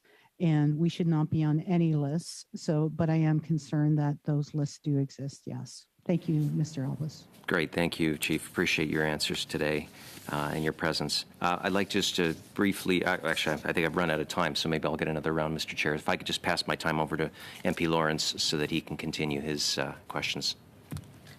Sure, MP Lawrence.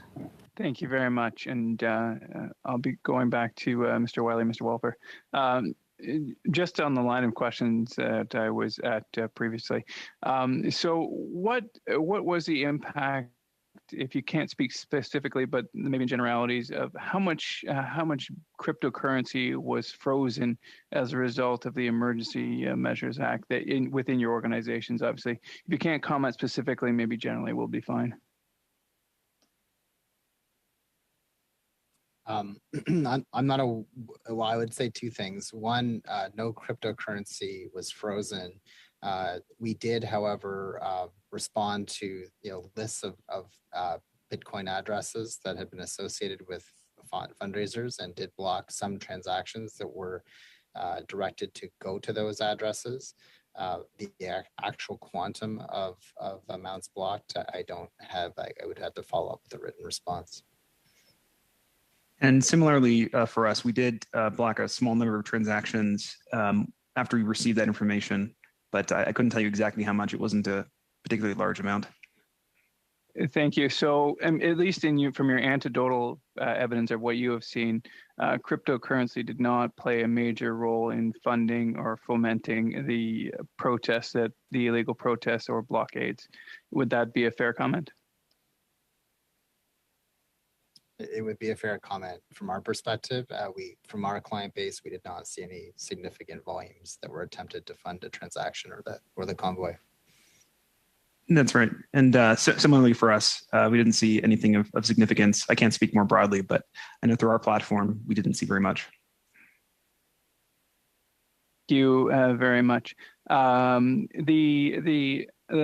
Wiley, I want to pick up on a comment that you had with respect to designated person. So when I read the definition of designated person, it's an individual or entity engaged directly or indirectly in any activity. And then in the regulations, it goes into 3 different areas, which include being part of a protest that disrupts the flow of goods. So, but it's extremely, extremely broad. And I was wondering, Mr. Wiley, does that concern you, or did it make your job harder to identify people to the authorities? I think the initial order and the breadth of that definition, which you've alluded to, did present challenges for companies like Wealthsimple.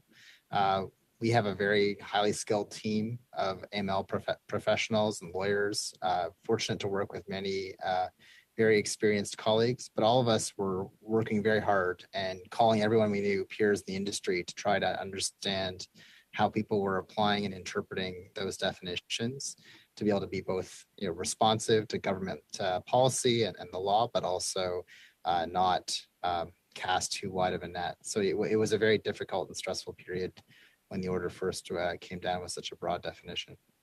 Thank you. And that's the time, MP Lawrence. Thank you. We are moving to the Liberals and MP Zarowitz for 5 minutes.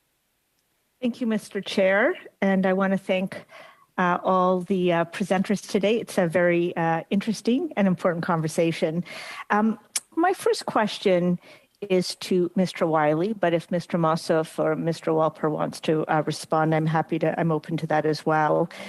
If you look at the objective, it was very, very clearly stated when we launched the Emergencies Act. The objective was following the money and stopping the illegal blockades and the occupation, and particularly the measures that were introduced as part of the Emergency Economic Measures Order were very much catered to do that, okay? You had just talked and answered in response to Mr. Lawrence's question. It seems like from what you had indicated, there was a change in behavior in terms of the enactment of this act. So it seemed to block some funding from actually happening. Can you maybe elaborate a little bit more on that? Just because, again, what we're looking at is we've enacted this. We wanted to follow the money and stop the illegal blockades. And that was our key objective. And we did our very best in a short period of time to try to put a few measures in place to do that. So it seems like you've indicated that we were successful in terms of actually stopping some action. So could you just elaborate a little bit more on that? Sure. Thank you for that question. And I think it's helpful to distinguish freezing of accounts from blocking of money movement and crypto movement to fund the fundraising activities. We did find it generally more straightforward to identify Bitcoin addresses that were associated with fundraisers and block transactions to those addresses. I think we focused our efforts, frankly, on that dimension of the emergency order, which was more with respect to money moving to fundraisers rather than trying to focus specifically on particular individuals, given the breadth of that definition. Okay, so if I understand, just because if a layperson in general, I think, doesn't quite get Bitcoin yet or cryptocurrency, Sure. And I might be speaking out of turn, maybe more people know more than me. I'm just trying to sort of just follow the line just for the average person who might be listening, because often people are used to, there's fundraisers and money goes into some bank account like a PayPal, and then there's some way to actually distribute the dollars. So right. How is it different from a Bitcoin or cryptocurrency perspective if it's raising money? And then how would fundraisers, so people who might be organizing the blockade, be able to actually grab those dollars? Sure. I will probably defer here to both Brian and Dustin, who I think have more technical expertise than me. But my personal view is that there's not that much of a difference from a platform like ours. Just like someone might decide to use their credit card to process transactions on a GoFundMe or a GiveSendGo platform, if they want to send Bitcoin to a particular destination, a wallet on the Bitcoin blockchain, they have to key in the address for that Bitcoin wallet. And if it's a wallet address that has been identified as being associated with criminal activity or alleged criminal activity, we have the ability to stop that transaction from occurring through our centralized facilities. I would defer to Dustin and Brian if they'd like to add to that response. Yeah, that's a fair point. I would add go ahead, sorry. I was just going to add in that the centralized platform that both the other two individuals operate are able to freeze those activities, whether it's through a direct withdrawal from their platform to an identified address. But it's also possible that an individual can withdraw to a self-hosted wallet that is outside of the purview of that specific platform and make a direct donation. Should one want to do that, use a self-hosted wallet, there wouldn't be any way for a centralized platform to freeze those funds. What you need to do at that point is use one of these blockchain surveillance tools to monitor the activity, to see where those funds go, when they take place, and when they want to cash out at some point, whether it's in the short term or the long term, you would be able to identify the interaction of those addresses and tie it back to a specific individual. So there's two ways that the assets can be used, both through a centralized platform and through these self-hosted wallets. And it's important as we come up with frameworks to understand that the technology is going to be used in both ways. And in your opinion, Mr. Mossef, the Emergency Economic Measures Order, did it cover both of those, the wallet and the other mechanism, or did you feel that it didn't quite sort of cover the ability to be able to track on both, sort of in both pockets? I would say that it would cover both pockets because the platforms who are regulated or becoming regulated in Canada, working with regulators on appropriate frameworks, will monitor the activity. And so whether an individual was using a self-hosted wallet and making a donation to an identified address that was not able to be frozen at that time, those platforms now have a red flag up looking for interaction with those specific assets. And so they are still able to monitor that behavior, those activities, and movement of funds should those addresses ever interact directly with their platform. Thank you so much. And thank you, MP Zarowitz. The members, that is the end of our second round, and this is a marathon session. So we're here for 3 hours. We are going to take we're going to suspend now for 5 minutes for a health break, and allow our witnesses to get a little bit of air and bio break. Thank you.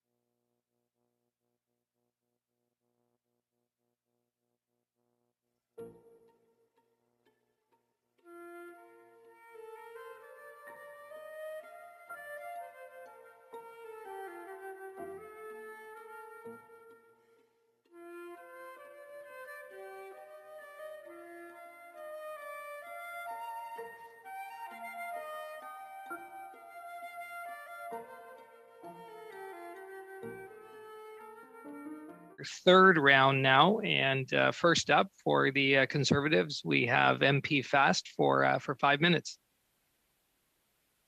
Well, thank you very much, Mr. Chair, and welcome to all of our witnesses today. I'm going to go directly to Mr. Wolper. I took note in your opening comments, you deliberately emphasized the issue of property rights as being critical for democracy. You also referenced due process as being absolutely critical. And I'm trying to read something between the lines there, but I'm going to ask you to drill down into that. Are you suggesting that before the Emergencies Act is triggered, that due consideration has to be given to these key anchors of our democracy, which is due process, property rights, and how those may be affected by the triggering of such an extraordinary piece of legislation? If you want to drill down into that a little bit, I'd welcome that. Sure. Well, I think one thing I can maybe speak to is sort of the impact of measures that might impact someone's ability to actually interact with the financial system. And for me and for my company, it's sort of a very personal thing. Back in 2019, we were de-risked from a big six bank and basically said, you haven't done anything wrong. We don't like your industry, even though it's legal. We were kicked off of that bank's system, given a couple months notice. And frankly, it almost put us under. We had to scramble to find another bank that would accept us at a time when cryptocurrency wasn't nearly as mature and regulated as it is today.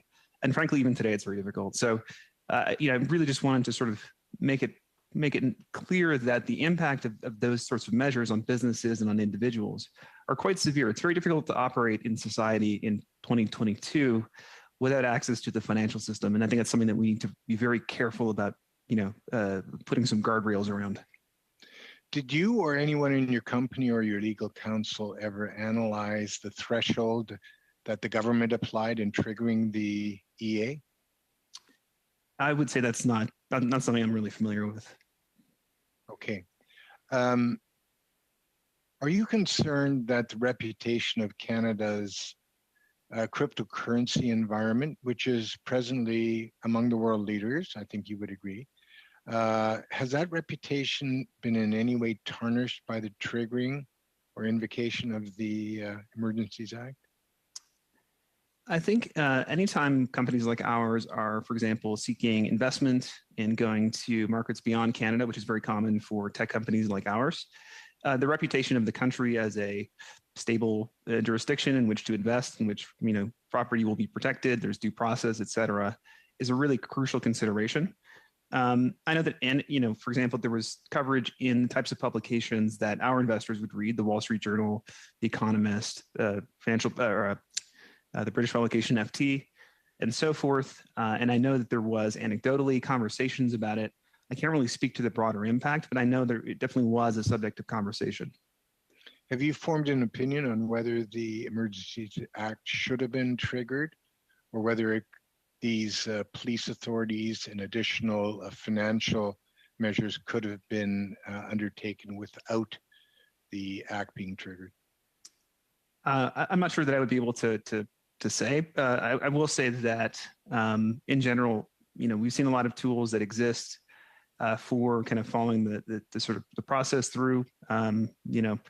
So I'm not really sure. I'm not really qualified to say, but I know there is a lot of existing process and mechanisms that can be used for those types of circumstances. You referred to self-hosted wallets, which might fall outside the purview or the ability of police and bank authorities, financial authorities, to actually freeze and seize. Are you aware whether there has been an increase in the number of your clients that are choosing that option rather than accounts facilitated by your firm post exercise of the Emergencies Act? I couldn't say for sure whether there's been a change in behavior. We haven't really extensively studied that. And I should sort of clarify and maybe emphasize the fact that even if someone has Bitcoin in a self-hosted wallet, you can still, through the regular court process, seize that wallet, and it can be traced typically to a person depending on how they've done it. But there are lots of cases where funds held in a wallet, just like a suitcase full of cash, can be seized with the appropriate process. But that's always under due process, correct? That's correct. Thank you. Thank you, MP Fast. And we're moving now to the Liberals, MP McDonald, for 5 minutes. Thank you, Chair, and thank the guests for being here today. It's very interesting. I'm very interested in the cryptocurrency platforms and the processes that you want to deal with or are dealing with. But I want to follow up on Mr. Fast's comments too. The donations that the 1.1 million donations that came in through Bitcoin, and then all of a sudden we had a lawsuit from the citizens of Ottawa. And a judge froze that amount, 1.1 million or 1.3. I can't quite remember what it was. So I guess what I'm asking is how does that affect the regulatory process that we're kind of debating a little bit on, how far the outreach should be from the procedures that are in place now, or is that something different altogether? And I'll throw it up to anybody who wants to answer it. I'll take a first crack at it. I mean, I think it's a good question. One thing I would say is that when you have cryptocurrency businesses based in Canada, like Newton, like Wealthsimple, like Ether Capital, you have the direct ability for a court order to be put in place, for actors based here to be responsive to that court order or to that legal development. I think one of the natures of cryptocurrency, it's everywhere and nowhere at the same time. It's like the internet, where you can be global. And so I think it behooves all of us to really invest in having a regulated community of cryptocurrency companies based here in Canada who are going to be responsive, are going to be engaged in processes like this, and respond when orders take effect. When clients and Canadian consumers decide to buy Bitcoin and hold it on some foreign platform based in an offshore jurisdiction, just like when wealthy Canadians might choose to put their assets in offshore bank accounts, it just becomes that much more difficult for the arm of the Canadian state and the Canadian court system to apply. Thank you. Another question is just how many crypto companies presently are in Canada, and do they belong? Someone mentioned an association. The association, you said, was contacted by the RCMP, or the RCMP contacted the association relevant to this issue.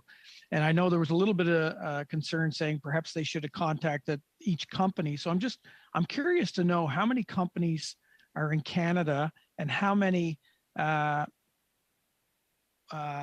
under the said association that was mentioned previous.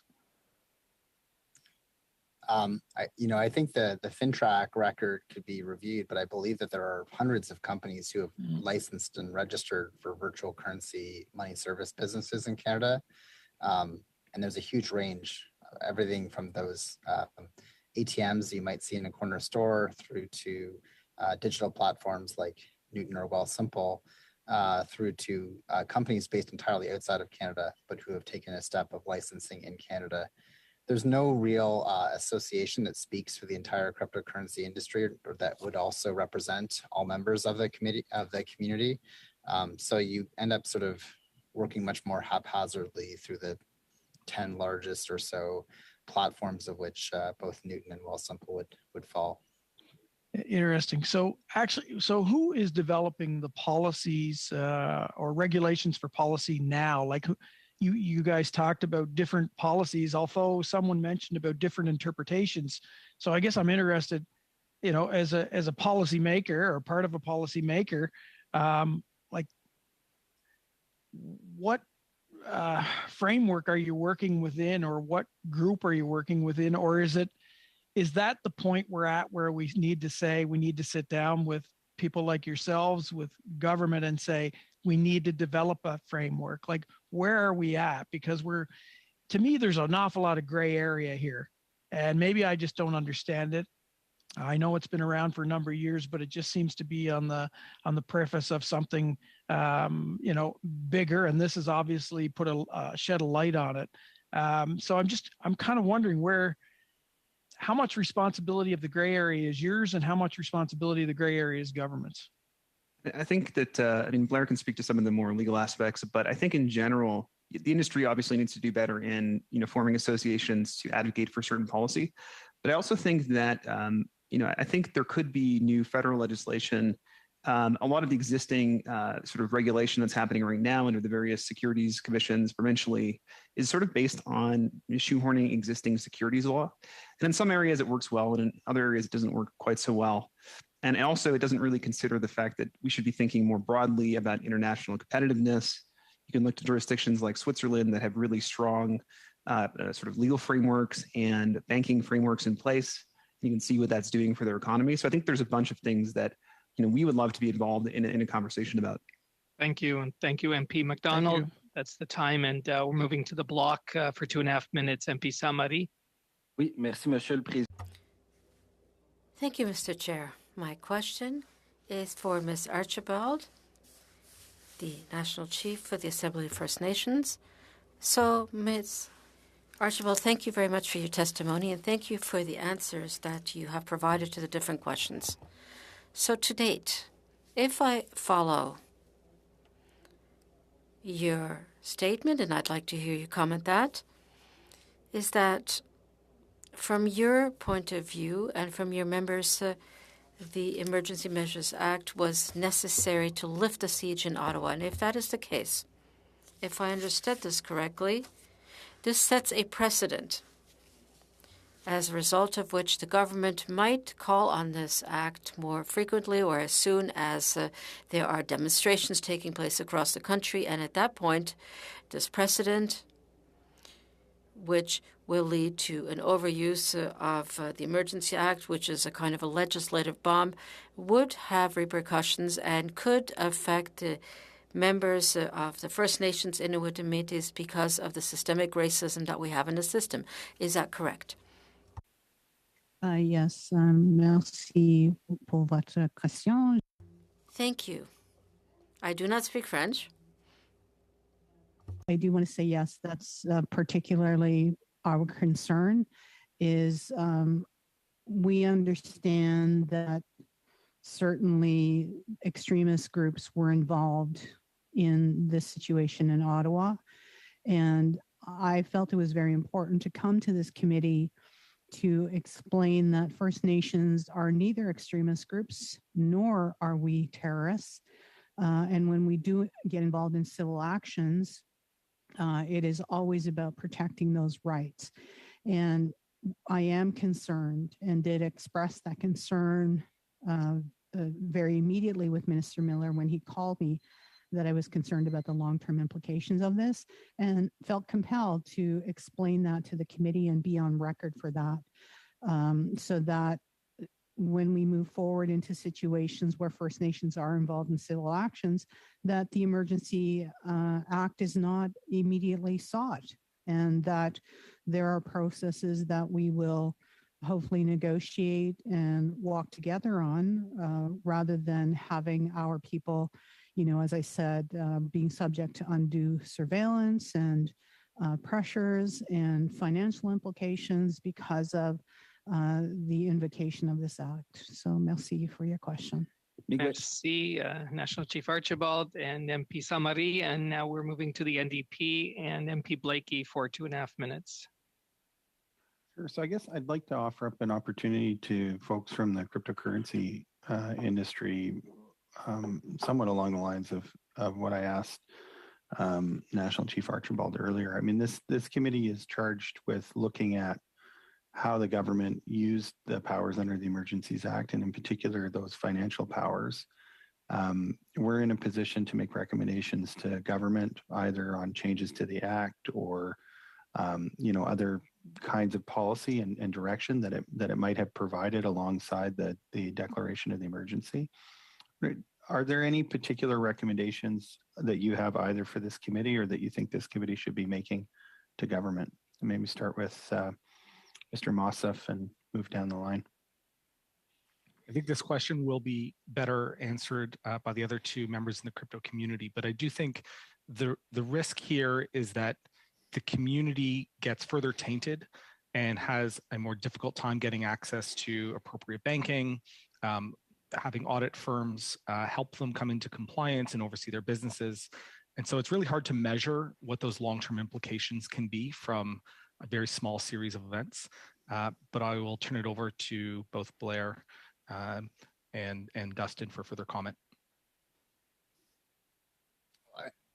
Thank you, and thank you for the question.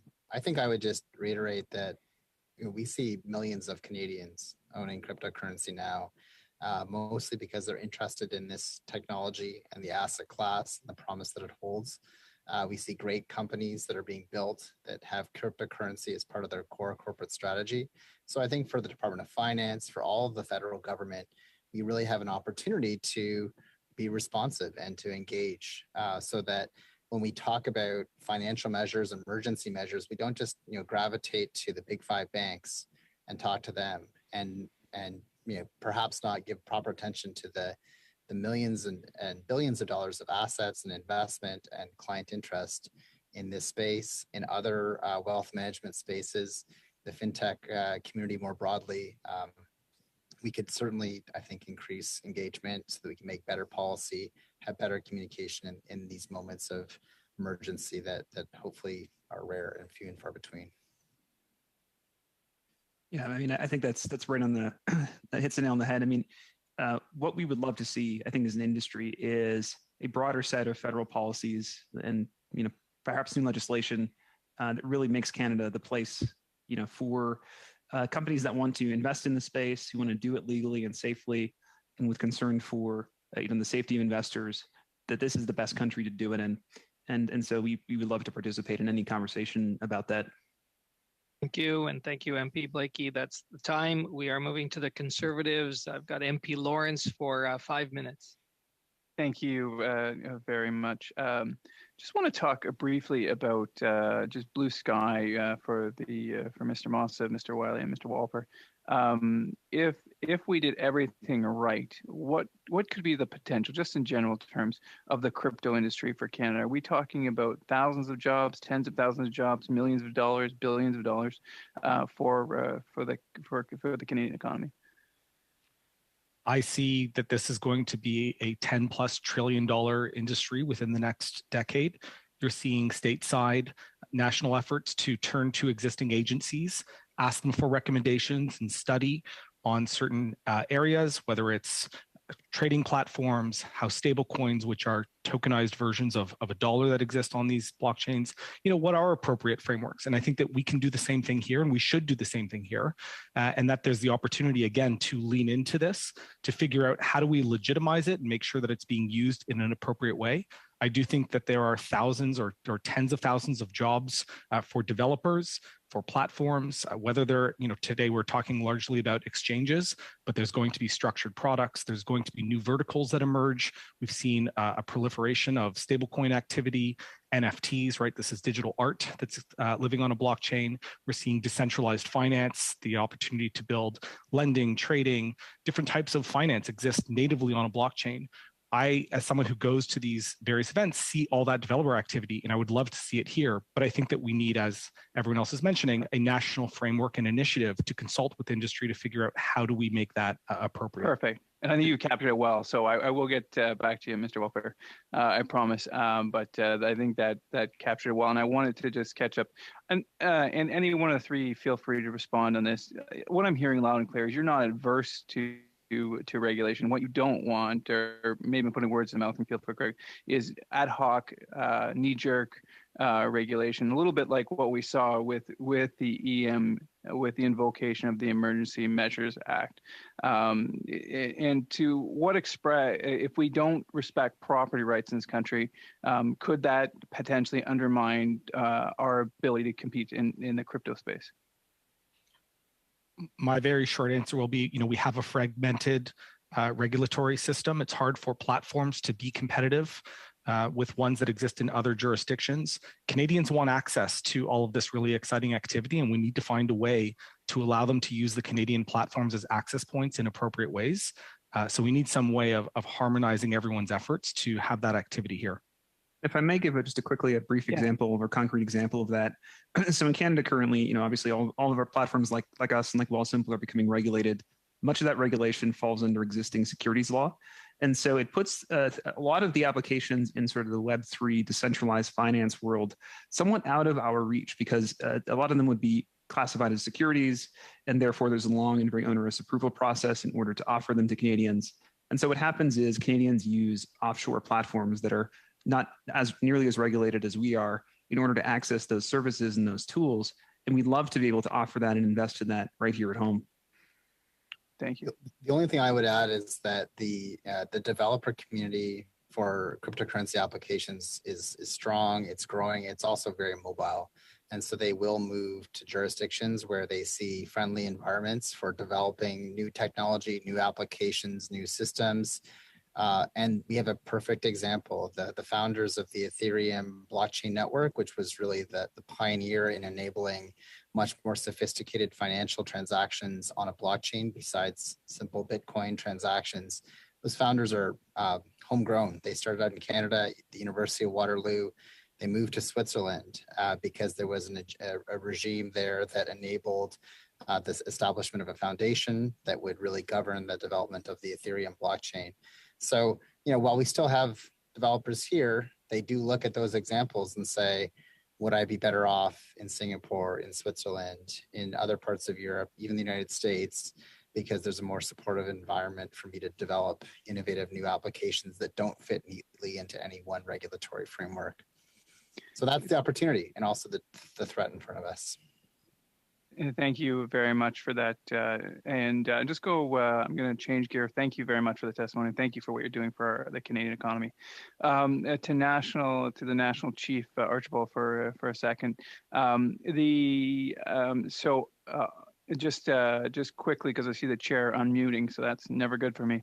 In the definition of designated persons, it said indirectly or directly. So if in fact we had this trigger, the EMT triggered with respect to a First Nations protest or otherwise, does it give you concern that literally anyone who supported a blockade and very might be for a rightful and a good cause could have their bank accounts frozen, National Chief? In a very short answer, National Chief Archibald, please. Yes, I'm concerned for anyone who could wrongfully have their bank accounts frozen for civil actions that involve treaty and Aboriginal and inherent rights. Yes. Thank you. And thank you, MP Lawrence. We're moving to the Liberals, and we have MP Baker up for 5 minutes.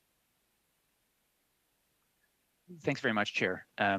So I'd like to continue on this really interesting discussion about cryptocurrency and its potential.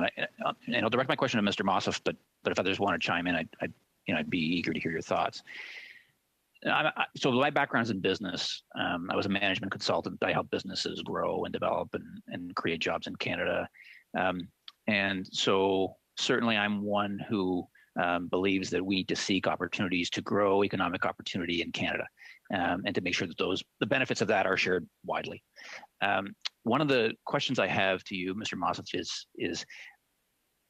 is cryptocurrency, does cryptocurrency, does e-wallets, some of the concepts you've been talking about, allow us to also prevent illegal activity to the same degree that our current system does? Like, obviously I want to grow this economic opportunity for people, but I also want to make sure we're doing it safely and responsibly and it's not causing harm or facilitating harm. Could you speak to that a little bit? Thanks for the question. And this is very where things get nuanced. It is much harder to use a self-hosted wallet as a choke point. Due process would need to take place. You don't have a centralized entity who can shut off that wallet or activity.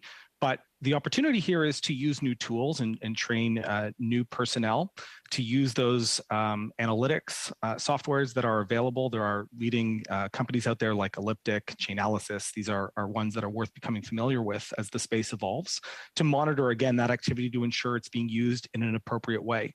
When a user does have a self-hosted wallet, software-based, hardware-based, little USB key at home, they're able to interact with the wider ecosystem that may not reside in our jurisdiction. It may not have identified individuals. So there is a different risk. I do think education is very important in the space for Canadians who may not be familiar with the risks of a self-hosted wallet and what some of those contracts or applications that they're interacting with may carry.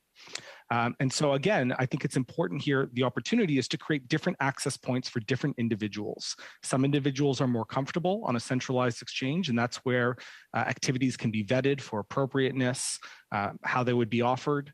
And then there's users who want to experiment with the technology and take on more risk. And those wallets will have to be monitored by different tools to ensure that they're being used in appropriate ways. I would just add, I think it's important to always come back to the point that the technology itself is neutral. It's technology that can be used for good or for bad. And there are many, many examples of it being used for good, but unfortunately there are some examples of it being used for bad.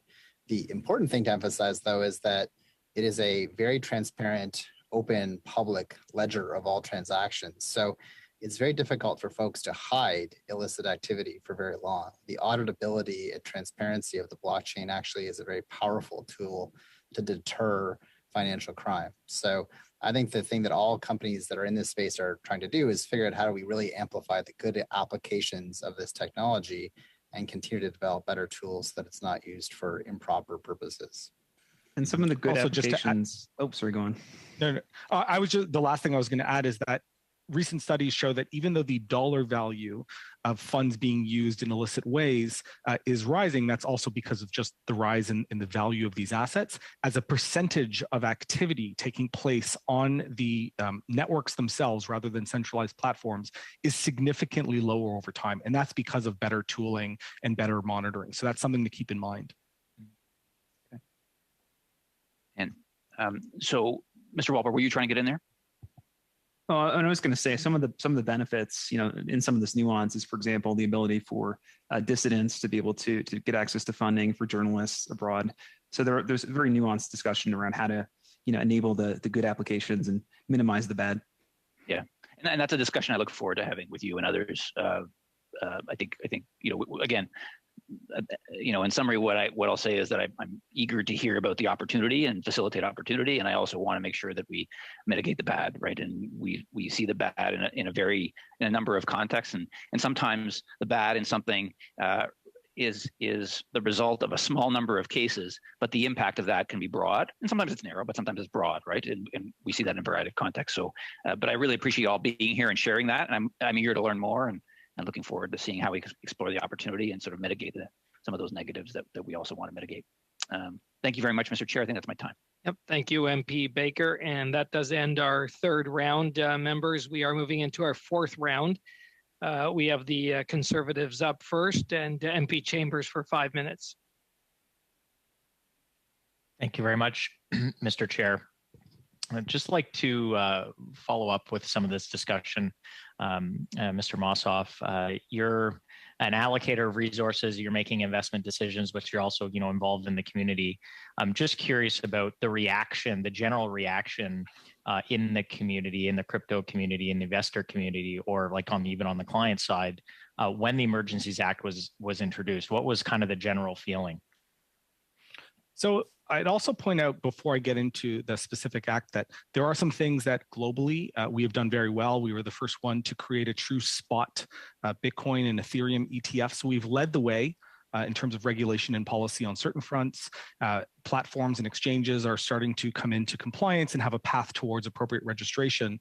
At the same time, there was a large amount of negative reaction to this. Whether that reaction was warranted, I can't really comment, but there were a lot of people wondering if it was an overreach, what implications there would be for platforms in the future. Will those platforms want to continue, if they're not domiciled here, to continue to service Canadians? I'm not sure.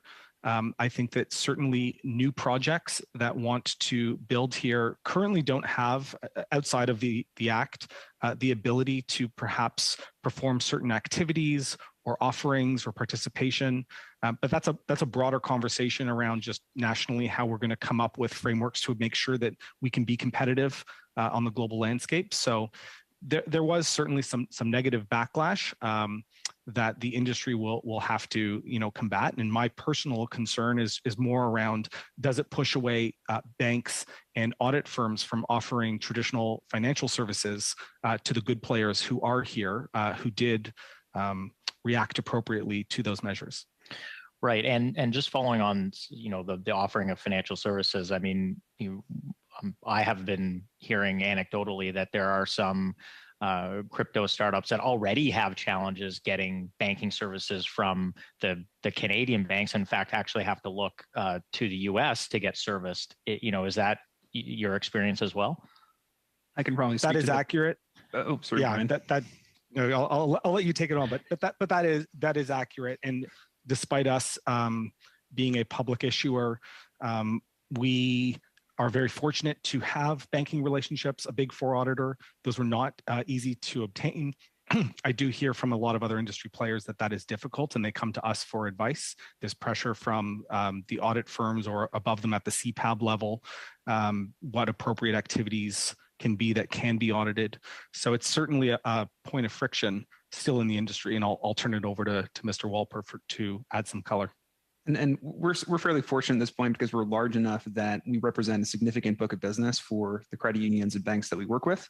One of them is actually on the East Coast, Credit Union Atlantic, who was bold enough to work with us in 2019 and took the risk. But for new startups in Canada trying to get banking, if they're in the crypto space, particularly if they're processing payments, it's nearly impossible even now for them to get banking. And this is a significant problem if you want to be a leader globally. We have to solve the banking piece of it, because without that, you don't really have a business. And that's very helpful. I suspect we could talk about this for quite some time. If I may, I'd like just to turn to National Chief Archibald for a moment for a couple quick questions. One of the concerns that I had, or that I'm also hearing you discuss this afternoon, is some of the individuals that have been involved or been charged with activities have been charged with public mischief. And the challenge that's setting a precedent is in using the Emergencies Act on individuals engaged in, civil acts or, public mischief in this sense, setting a dangerous precedent for when it may be used in the future. Would you like to expand a little bit more on that concern? What underlies all of my concerns, I just want to talk about systemic racism and overt and covert racism, and how that impacts First Nations who are involved in civil actions. The charges. I'm a former activist myself, and I have been involved in civil actions and charged. And I think that ultimately we need a process in this country to deal with outstanding claims, with outstanding land and water issues that are not being resolved by the processes in place, in order to avoid First Nations people feeling as though they have to get involved in serious action, such as blocking roads and highways, which I have done as an activist and a chief activist myself.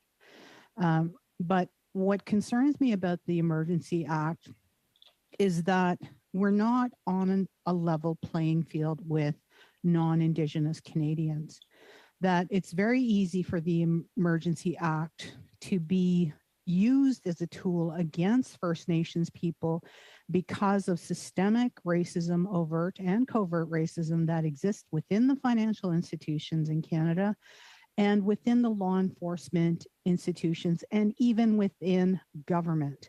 And those things certainly place us at a disadvantage where we can be deemed to be a threat, when in fact we're not a threat. We are being placed in a position as the original people of this country, and also being placed as a minority because of genocide and because of legislation. So the implications of the Emergency Act are far and wide, and that's why I'm standing before you today.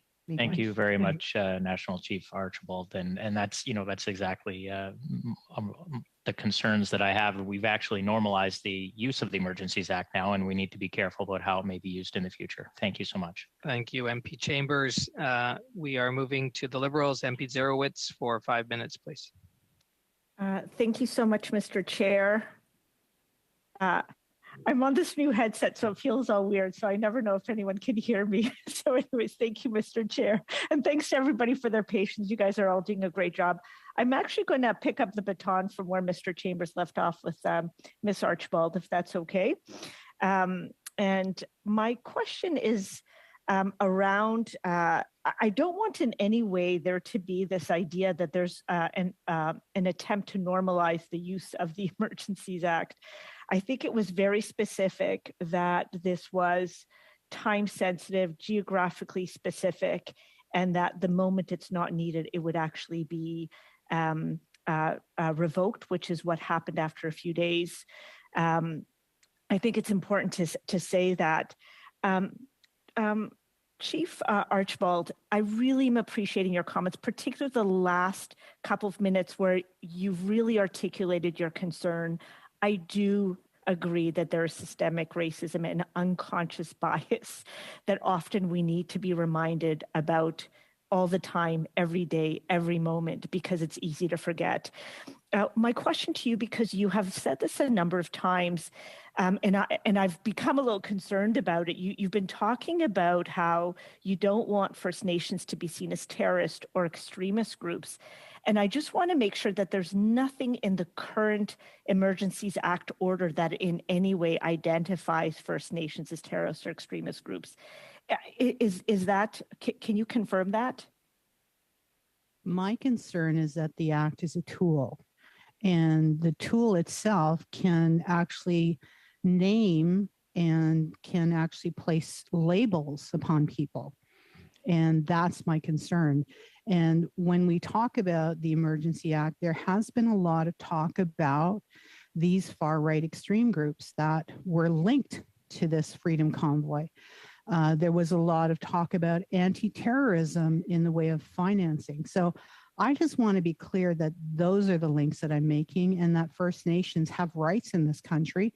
And I'm really grateful that you've acknowledged the systemic racism, the overt, covert racism that exists, and what are we doing to address that? And certainly when you look at the Emergencies Act, it has to be taken into account as you move forward on perhaps amending this act or engaging First Nations on the future invocation of this act. So Chief Archibald, I think that's come across loud and clear in terms of engaging. If we were, hopefully we don't have to anytime soon or ever have to invoke this, but I just want to make sure that there's nothing currently in the act that actually identifies First Nations as extremist, as part of extremist groups or terrorists.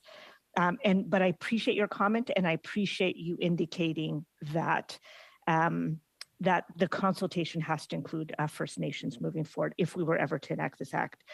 My other comment is you've spoken about how if this type of a protest or occupation was being this initial part of this protest had the initial part of it was started by First Nations. You had indicated that you felt that there would be a different response by local police. You had started out your testimony presentation today about this. I do want to acknowledge that I know I've heard from a number of different groups, the Black community, visible minorities also indicating similar things.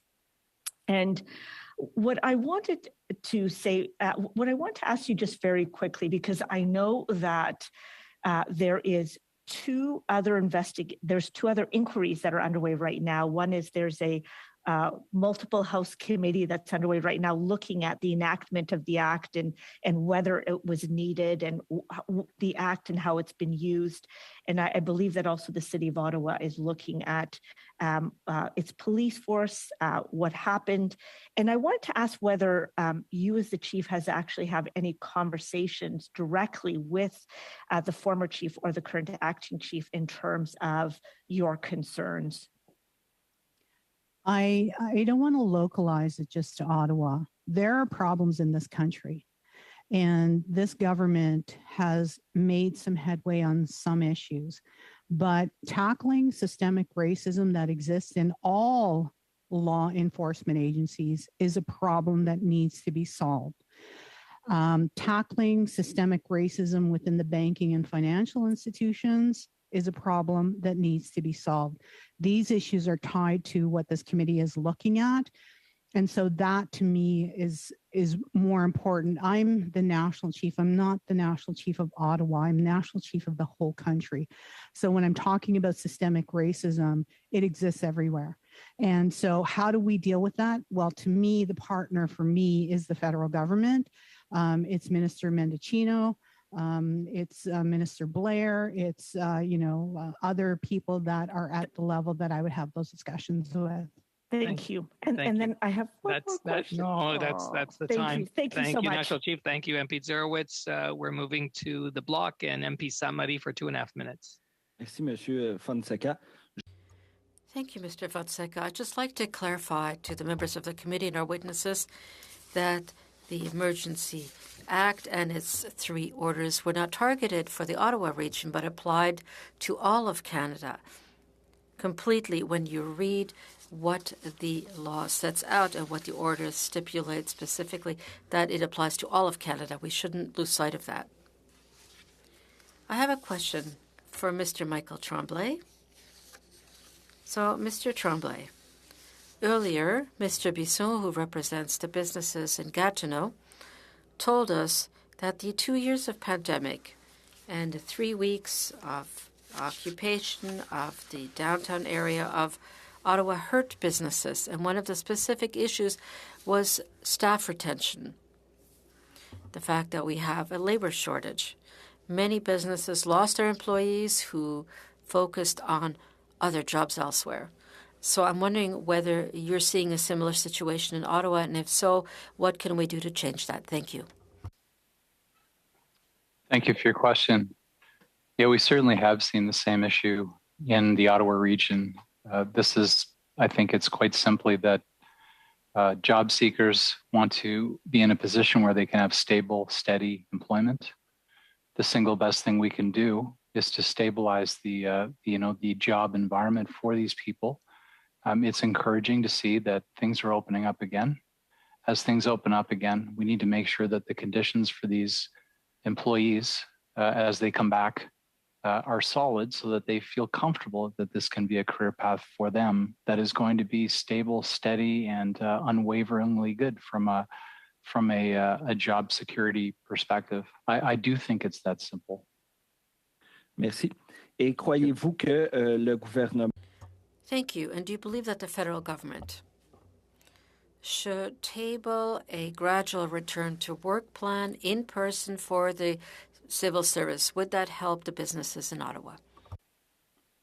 I do believe having more of a steady, obviously the downtown core of Ottawa in particular has got quite a bit of dependence on certain levels of government business. I'm sure that's true in the Gatineau region as well. That would certainly help. I think that there's a practical reality as businesses come back, including government, that there is a need for hybrid, but certainly having the new normal come into effect as quickly as possible would be a positive thing for the economies of both Ottawa and Gatineau. Merci. Merci, MP Samari. Moving to the NDP and MP Blakey for 2.5 minutes. Merci, Monsieur le Président. Monsieur Bisson. Thank you, Mr. Chair. Mr. Bisson, earlier you mentioned that the convo protest had an impact on the businesses in Gatineau. I would like to ask this. because we see many demonstrations taking place in the National Capital Region. A call to order, please. Mr. Bisson told us that he had to leave early. I do believe that he's no longer with us, so I apologize to my colleague Daniel. That's a very good point. Thank you very much.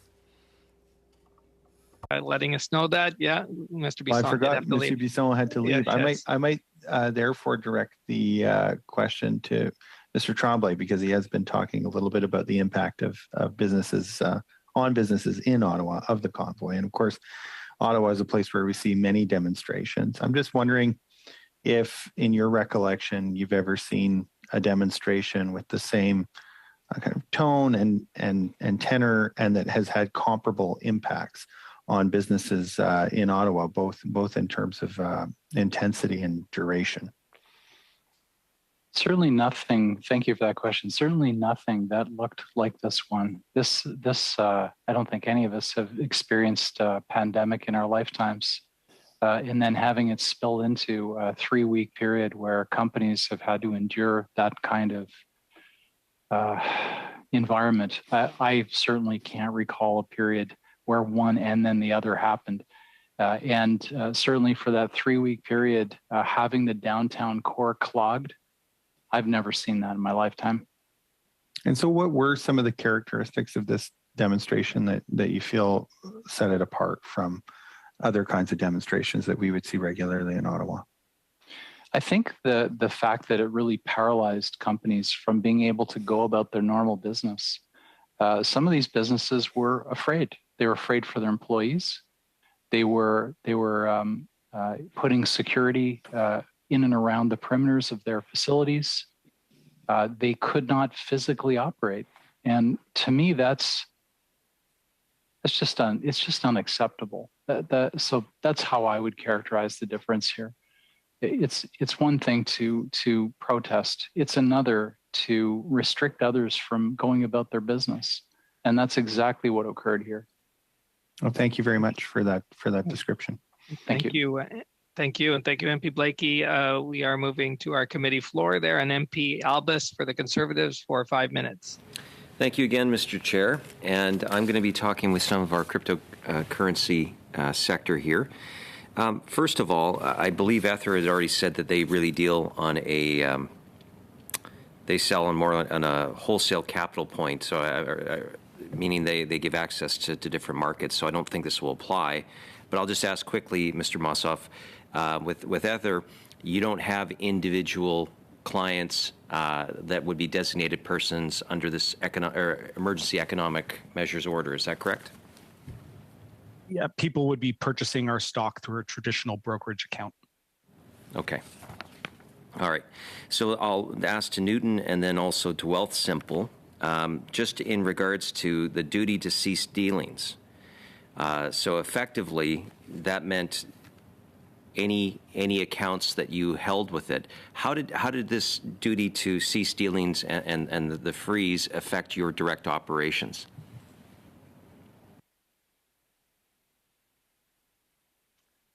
Maybe I can handle that one first, and Blair can jump in. So for us, we did review our client base against a list that we had received. I have to go and double check this, but I don't believe that there was anyone in our client list that actually matched. We did obviously block some transfers to the list of Bitcoin addresses that were given by the RCMP, but that was sort of the extent of it. And the biggest concern obviously was just the uncertainty in the first couple of days of exactly what we were expected to do. And we'll go over to we went through a similar operational exercise. We reviewed all of our client lists across all of our wealth management and crypto clients. None of our crypto clients were on any of the identified names lists provided by the RCMP. We had one wealth management client whose account was temporarily frozen for about 3 days, and that was cleared as soon as we had affirmative response from the RCMP that there was no need to continue freezing that account.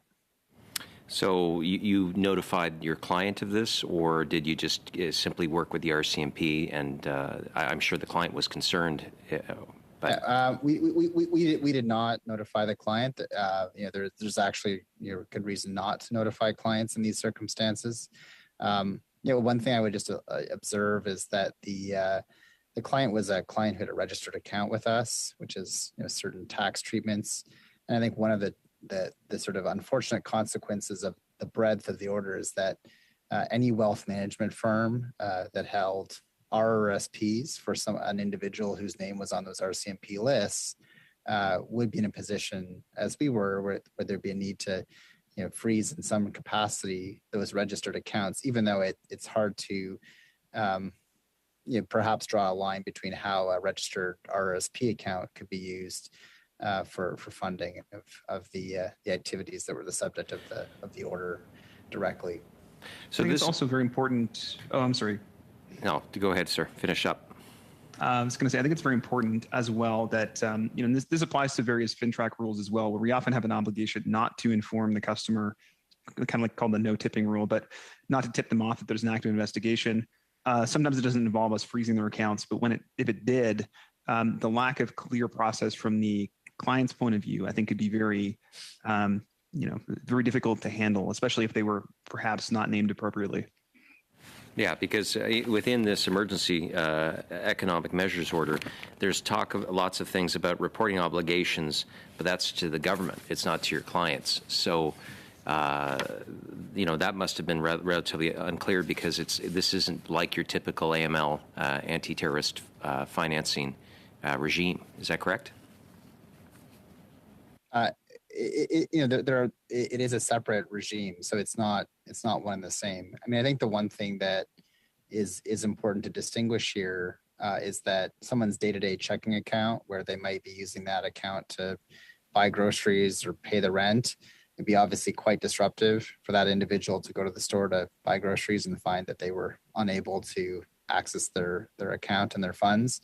I think the types of businesses that we operate as other wealth management or cryptocurrency platforms, our assets that we hold for clients are not typically used for the same sort of day-to-day spending activities. So it's a different, I think, context when you look at the cryptocurrency or investment space versus daily banking activities. But your know your client provisions are very similar to what would be in a checking account. Absolutely. I was referring only to the point about proactively telling a client that their accounts have been impacted in some way. It's a different, I think, experience for a Canadian to find that their debit card doesn't work, for example. So just on the point here. Thank you, MP Albus. Oh, thanks. Yeah, that's I know it goes fast. It does. Thank you, Mr. We Chair. are moving to the Liberals and MP Chattel for 5 minutes. Thank you, Mr. Chair. My question will go to Mr. Whaley, Mosaf, and Wolper. And thank you for this very good discussion. And I was particularly reassured to hear you talk about how important it is to identify the use of cryptocurrency by to finance illicit activities, terrorist group, and criminal activities. I was particularly worried when I recently read two main reports, and according to very reliable estimate, Russia has the world's largest volume of dark money. That is money that, as you pointed out, escaped radar because they are offshore, often through several bank accounts. They use a lot of shell companies or even trusts. So that makes it very hard to know the source and the ultimate beneficiary. I know there's good work being done at the OECD and the Financial Action Task Force on that, and Canada's part of this important work on beneficial owner. But the value and the estimate is that about $1 trillion is hitting abroad, and it comes from Russia, mostly attributed to Mr. Putin and his surrounding. So that's we know as well from, for example, the Mueller report that this money is used extensively to misinformation in our democracy and also to finance interference in democratic elections. So there's no doubt that Russia is at war with our democracy and many means to undermine it. In 2001, there was new regulation that we put forward and it came into effect in the Proceeds of Crime and Terrorist Financing legislation. Could you please update this committee on if the regulation will allow the authority to stop and flag criminal activities? I'm particularly concerned about cryptocurrency, but it extends, and I know you have vast knowledge in this field. And if not, what can be improved to stop financing of these activities, these illicit activities? So maybe Mr. Whaley, you could start, but Mr. Sure. I mean, there's a couple comments there, and I would say first off, we have abided by the additional sanctions that have been added with respect to Russian names since the terrible invasion of Ukraine, and we are of course ensuring that we are doing everything we can to prevent our platform to be used as a means for illegal financing of that war or a place for Russian oligarchs to hide their money. We actually see cryptocurrency having a positive impact in this conflict, and that there are people around the world who are donating directly to the Ukrainian government using cryptocurrency as a means of doing so. Dustin mentioned that journalists sometimes operating in Russia, reporting from within Russia on that regime, need external ways of being funded and supported for their investigative work. Cryptocurrency has a place in those sorts of repressive regimes. I also would just comment more broadly that the $1 trillion figure you mentioned, I don't know it for sure, but I mean, that would be effectively half of the total market value of all cryptocurrencies. And, we have high confidence that, that money is not being stored in cryptocurrency. And I think there's been some recent studies by U.S. Foreign services and security services that would show that cryptocurrency is not of a size or magnitude that it can be an effective tool for hiding billions or trillions of dollars. The traditional finance system and the role of offshore banks and offshore shell companies still dwarfs the size of the cryptocurrency industry. So it is important to make sure that we keep that in context when evaluating how crypto can be used for negative purposes. Okay, I was going to say thank you, MP Chattel. That is the time. I just thought maybe some of the other witnesses had some comments on your question. Members, we are moving into our fifth round. We're going to truncate this round a little bit, just because I need a few minutes of members' time to discuss our study at the end of our session today. So what we'll be doing is 4 minutes, 4 minutes, 2 minutes, 2 minutes, 4 minutes, 4 minutes. We're starting with the Conservatives, and for 4 minutes, MP Fast. I'm going to begin by directing my questions to our three cryptocurrency witnesses. If there were one or two regulatory or legislative reforms that the federal government could undertake to foster a more competitive and secure and welcoming cryptocurrency landscape here in Canada, what would they be? And I'm asking that question because you're here in front of us, and it's a challenge for us as decision makers to understand the scope and the opportunity of this industry. And I think it behooves all of us in government to get this right. You are the ones who have the information required to help us make really sound decisions on this. So again, maybe the top one or two legislative or regulatory reforms that you would suggest the federal government undertake.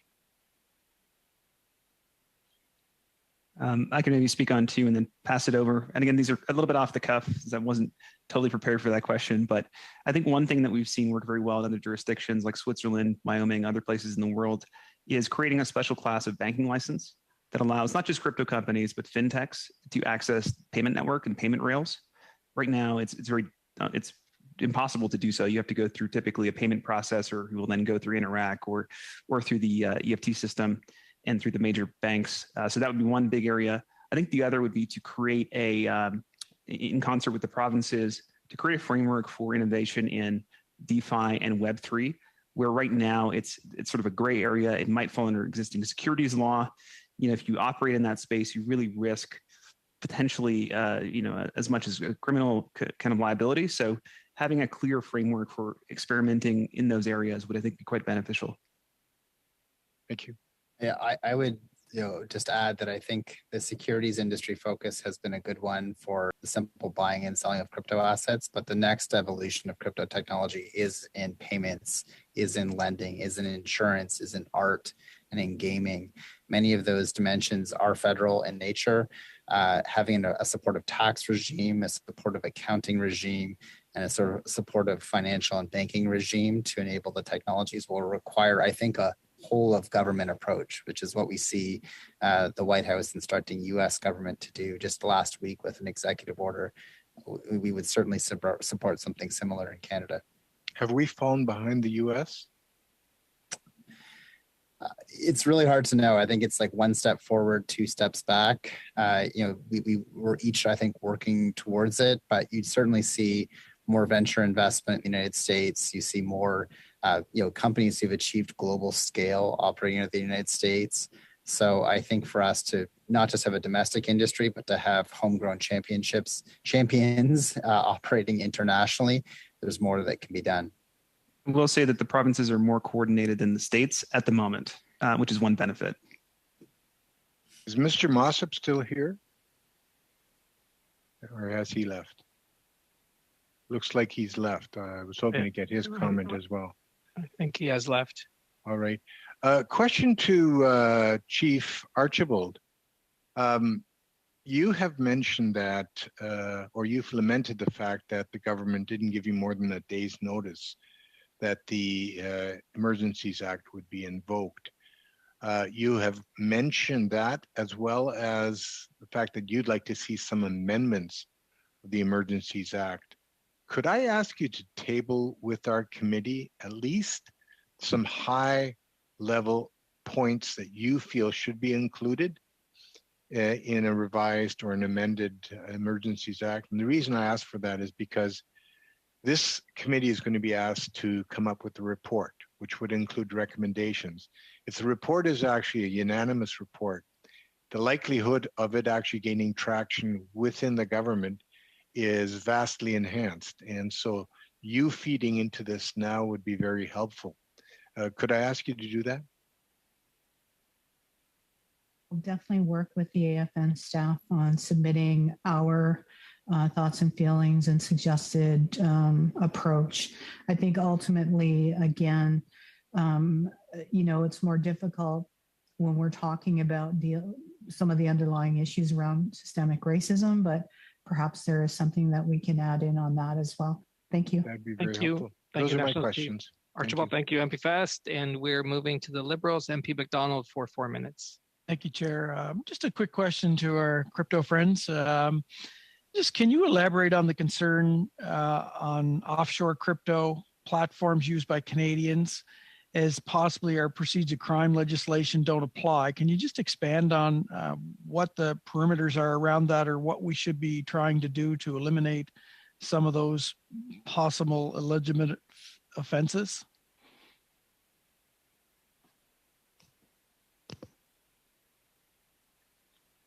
Dustin, do you want to take that, or do you want me to take that?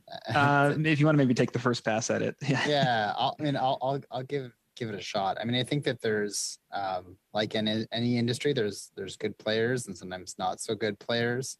The challenge we see in cryptocurrency is that perhaps because many jurisdictions around the world have approached this space with caution, you see some internet-enabled crypto companies move to offshore jurisdictions where they're received with welcome arms. And I think it just becomes more challenging for law enforcement in Canada, our court system, the orders that our courts can issue to be enforced in the Seychelles or other sort of, I don't mean to pick on that. There's many offshore jurisdictions where these platforms are based, So, we just think that the right way to do that is to ensure that only regulated platforms are allowed to operate here, that they can only advertise here, that they can only be available in the app stores for download by Canadians, have their websites blocked. There's a whole means of, I think, ensuring that just regulated players can operate here.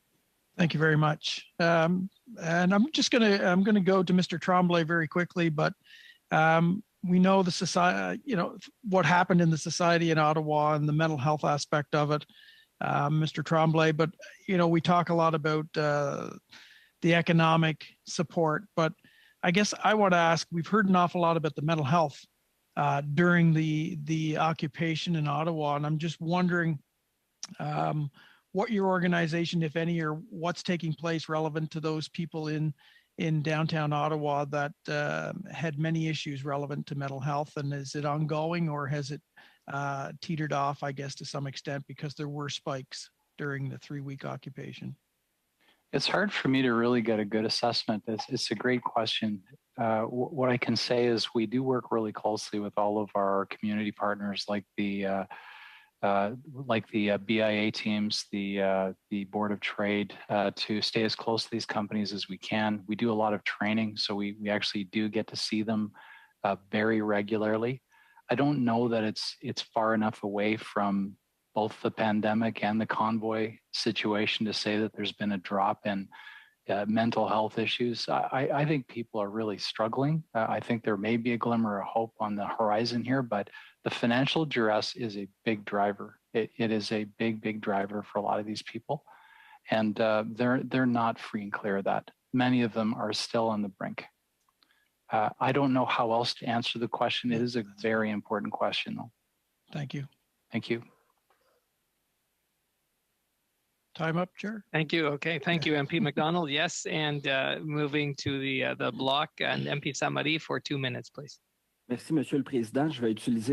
Thank you, Mr. Chair. I'd like to use my turn to make a comment. I have some major reservation regarding crypto. I think it's better calling them crypto assets rather than crypto. It doesn't really solve the problem. I have some fear about the fact that we recognize them as being legitimate currency, and making them a legal currency would hamstring the banks. And I think that would bring us back decades back, and that would nullify the tools we have. I believe at this point, these are assets, and in fact, they are purely speculative assets. Crypto don't have any intrinsic value.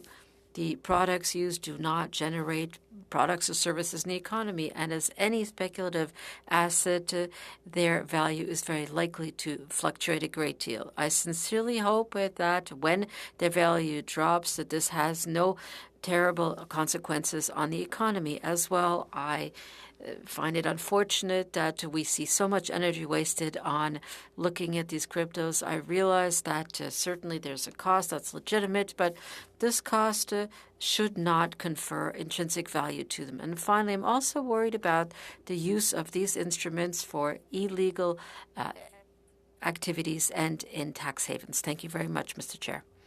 Merci, MP Samari. And moving to the NDP and MP Blakey for 2 minutes. Thank you. To the witnesses from the cryptocurrency industry, I mean, I think, one of the things people are talking about a lot, not just in respect of the convoy and not just in respect of Russian oligarchs, is the lack of financial transparency. And that's a long-standing thing. It's something that's been created. There are countries that have built their kind of domestic market around providing financial secrecy. And I'm wondering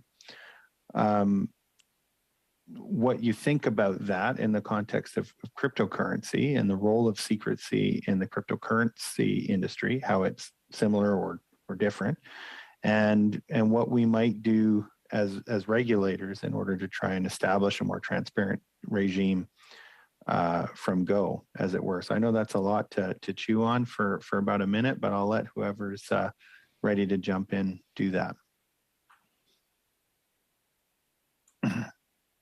Well, it's a good question, Daniel. I mean, again, I would come back to the point that public blockchains like Bitcoin by their nature, they are public. You can see every transaction that's ever occurred on the Bitcoin blockchain since it was created. And that degree of transparency we don't actually have in aspects of our banking system otherwise, where we rely on intermediaries to produce their own ledgers of transactions that occurred. So I do want to respectfully call into question this notion that Bitcoin is somehow able to amplify secret transactions that wouldn't otherwise be detected by our legal and regulatory system. I think there's actually great promise of using the permanent public ledger of Bitcoin transactions to actually amplify and improve law enforcement and stamp out illegitimate activity. Thank you. And thank you, MP Blakey. Thank you. We're moving to the Conservatives, and I've got MP Lawrence up for 5 minutes. Thank you very much. I'll go to Mr. Wiley. First of all, thank you, everyone, all the witnesses. It's been a long time. Really appreciate it. Megwich to everyone. But to Mr. Wiley, I want to go back to the initial discussion you had with Mr. Chambers with respect to private information gathered as part of the and if you speak possibly as much, not just about your organization, but what you might think about other organizations. So that information that has been given over to the RCMP, that list, that in accordance with AML law, if I heard you correctly, if I didn't, correct me, it not only should you retain it, but you should use it, or other organizations could use it to decide future credit decisions or otherwise. So if I'm incorrect, please go ahead. No, it's a good question. I mean, I think the way that we look at it is that following the risk-based approach to anti-money laundering, you do need to assign risk ratings to various clients. So, for example, politically exposed persons are held to a higher risk rating because of their attachment to government. We monitor all of our clients based on risk ratings, and every organization will make their own determination as to how much risk may be attached. Whether that actually influences, for example, a credit decision about whether to extend the loan or allow transactions, I can't comment on how a bank might operate.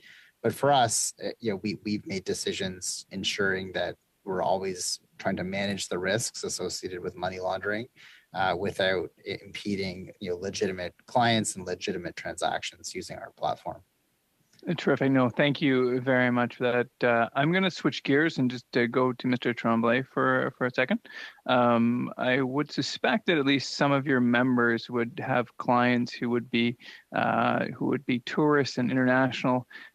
I'm wondering if he could comment on if it would have a positive impact on his members if, in fact, the government were to ease or just eliminate federal restrictions, both interprovincial and internationally.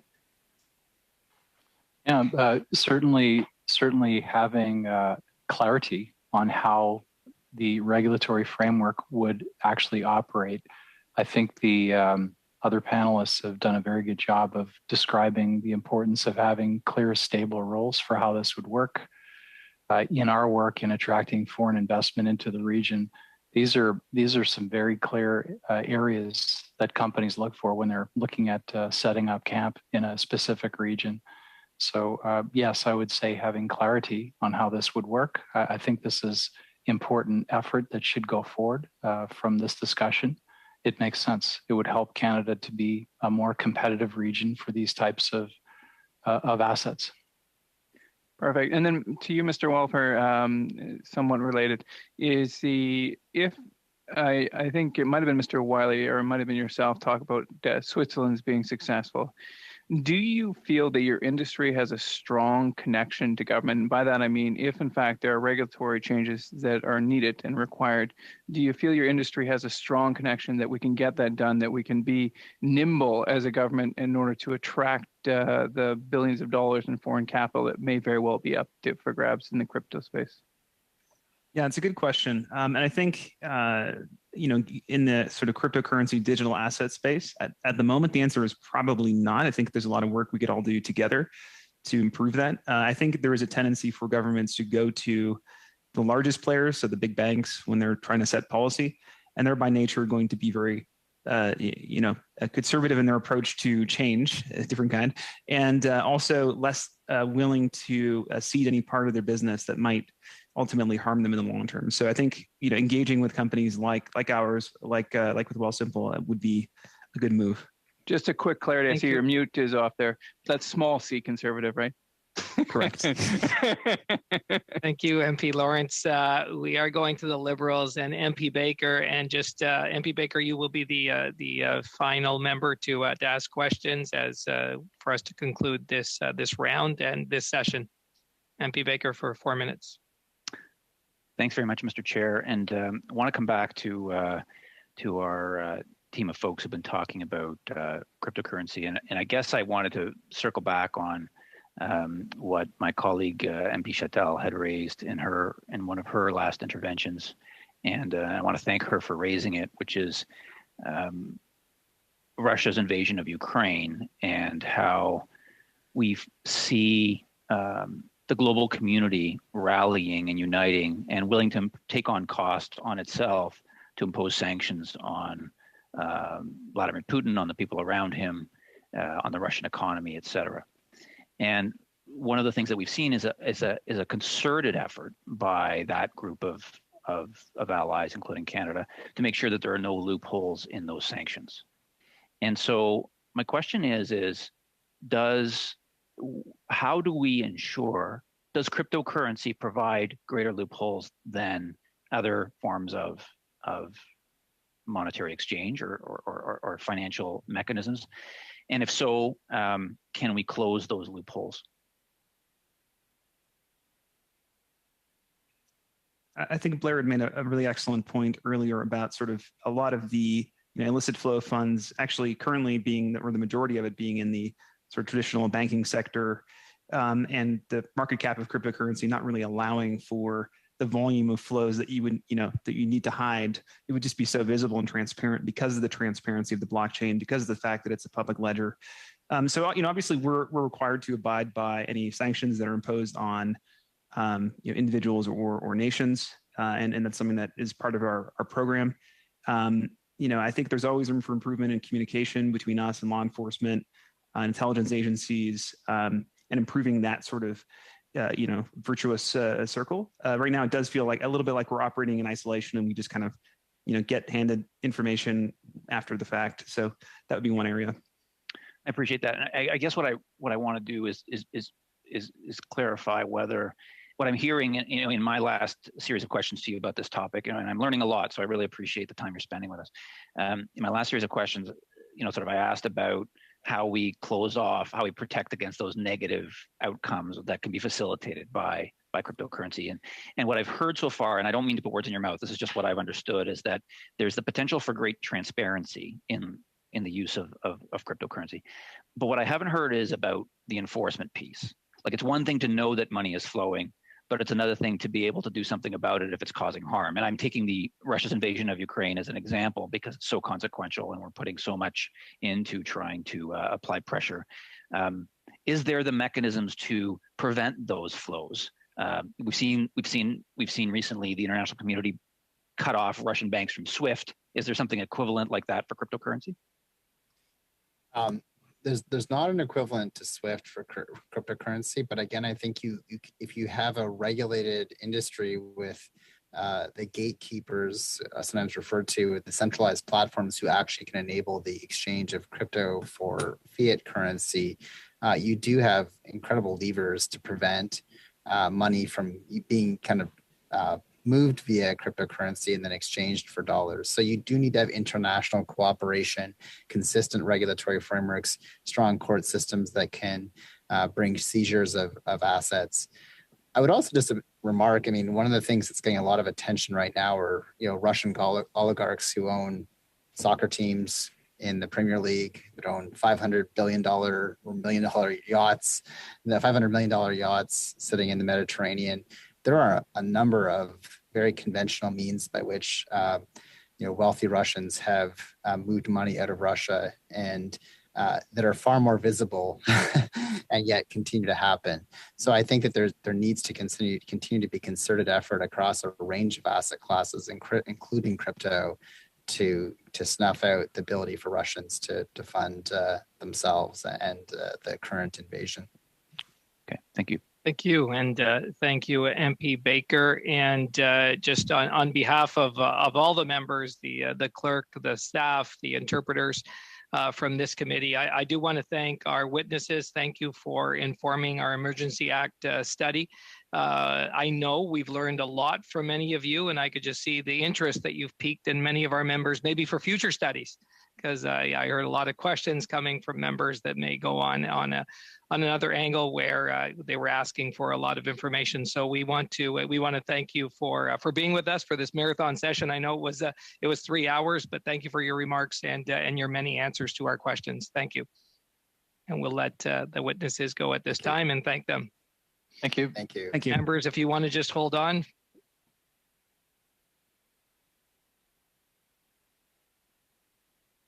And clerk, you just let me know when the witnesses have exited. Amigos, thank you. Thank you.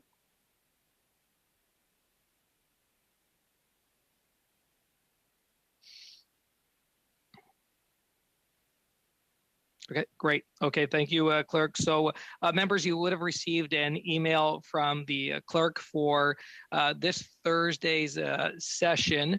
It looks like the three witnesses that we have, they'll only be available for 90 minutes. Clerk, that is correct, right? So they're only available for the 90 minutes. And so the analysts have informed that it'd be worth noting that we may take up 30 minutes or an hour to consider draft recommendations as adopted by the subcommittee. So if members are good with that, and I'll look to members, what we've asked is that you submit in both official languages by 5 p.m. Wednesday, March 16th, your recommendations to be considered to the analysts. So I'll just look to members to see if everyone is okay with that. Mr. Any Chair. questions? Who do I see? Yes, MP Albas. Yeah, if you could just repeat that again, just so I can. Sure. So we were informed, and you would have received an email, that the three witnesses that we have for this Thursday are only able to join us for 90 minutes. We had allocated the 3 hours of time. So analysts have informed us that it would be worth noting that we would use, that if we could use 30 minutes to an hour of that time to consider draft recommendations as adopted by our subcommittee. And if members are good with that, after the witnesses, we'll continue with those recommendations. And analysts would also require those recommendations to be submitted in both official languages by 5 p.m. on Wednesday, the day before, March 16th, to be considered. Yeah, Mr. Chair. Yes, MP Albas. So I always appreciate, you canvassing the room and whatnot, but I think it's a little bit early to be asking for recommendations when we haven't heard all of the testimony. I would just simply ask that maybe if we were to make Friday any kind of, the last day for recommendations, and then those can be brought forward to a subsequent meeting. But we should really be only coming up with recommendations after we've had a chance to hear everyone, or else some people are going to feel that their testimony didn't matter.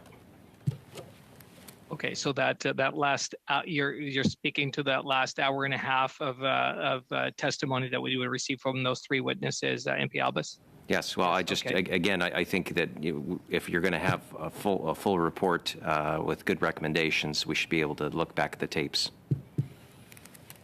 Okay, thank you, MP Albas, and MP Sainte-Marie, and then MP Blakey.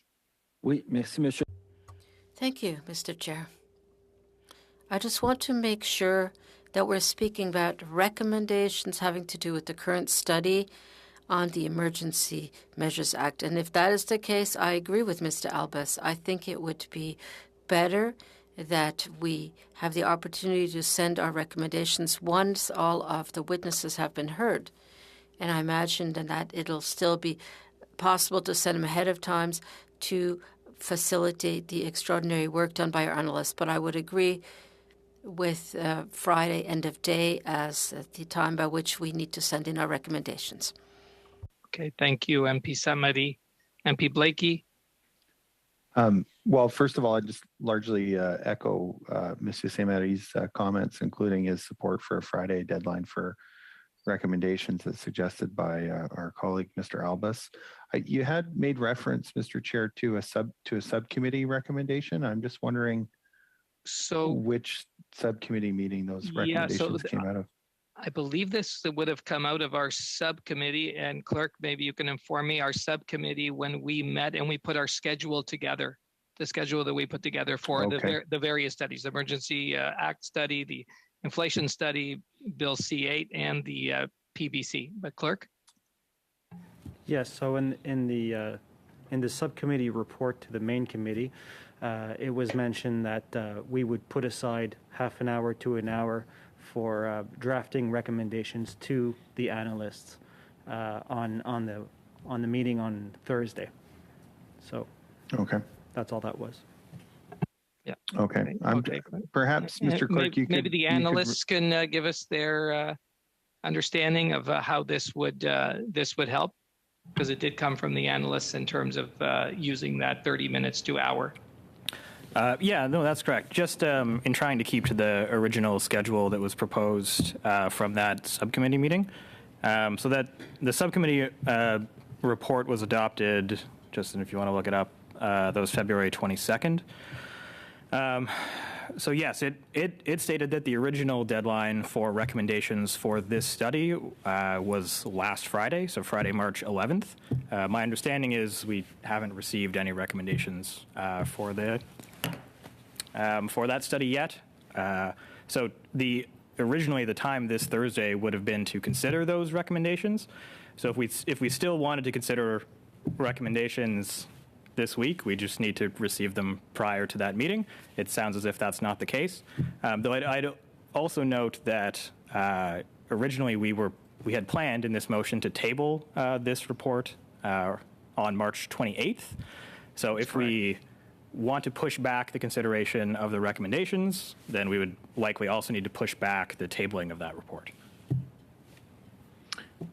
In follow-up, Mr. Chair, if I might, one of the things I guess I'm curious to know, and I, with full sympathy for analysts, I'm just wondering if it's possible to do some consideration of the main body of the report, or if that won't be written until they know the recommendations. I know sometimes I've done committee work where we had a fair bit of report body to review in advance of settling on the recommendations. I've done other bits of committee work where we've done the recommendations first, but I'm wondering if there would be material for us to review on Thursday that could be circulated on Wednesday, I guess, so that we don't miss an opportunity to use 30 minutes or so to at least begin some work on that report without having settled on our recommendations yet. Okay, thank you, MP Blakey. I do have MP Zerowitz and MP Albus off the floor to in that order. So, and then maybe we'll go to the analysts after, and they may have some suggestions. MP Zerowitz. Thank you, Mr. Chair. I'm sure this was discussed, and I'm just forgetting. Why the rush? Why is it that we're rushing to get these recommendations end of day Thursday, end of day Friday? Why wouldn't we say, oh, let's have it on Monday so we could have careful and thoughtful consideration of the testimony? I'm sure there's probably some deadline that I'm forgetting. I understand around the pre-budget stuff, that's super critical in terms of timelines. Not quite understanding what the deadline is specifically on this, but it might be that I'm just forgetting something. So I'd be grateful if someone could clarify that. Okay.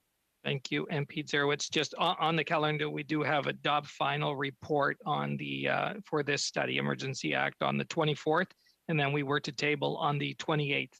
But I'll have MP Clerk. Clerk, is that what you're going to say? Okay, yeah. And that is the reason. MP Zerowitz and MP Albus.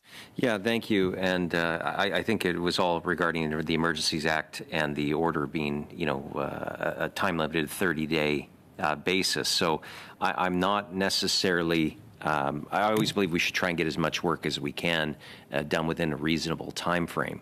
So just maybe to make things a little bit easier, Mr. Chair, perhaps on Thursday we can then maybe give some drafting instructions to the analysts.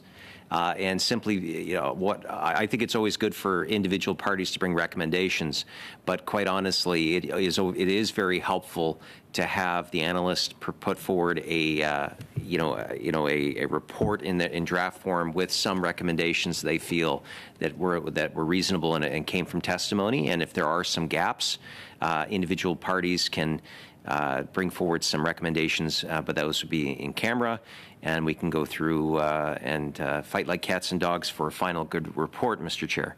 But as long as we're not under a House order for having it done by March 28th, I would take that let's not go too quickly, but let's also bear in mind that this committee probably, when I sat on it before, very rarely had any extra time because something always seemed to be coming down the pipe. So let's maybe we could just give some instructions to the clerk, not to the clerk, to the analysts on Thursday, and maybe give them a week or two to come back with a report, and then we can add anything else we think during that process that follows. Okay, thank you, MP Albus, and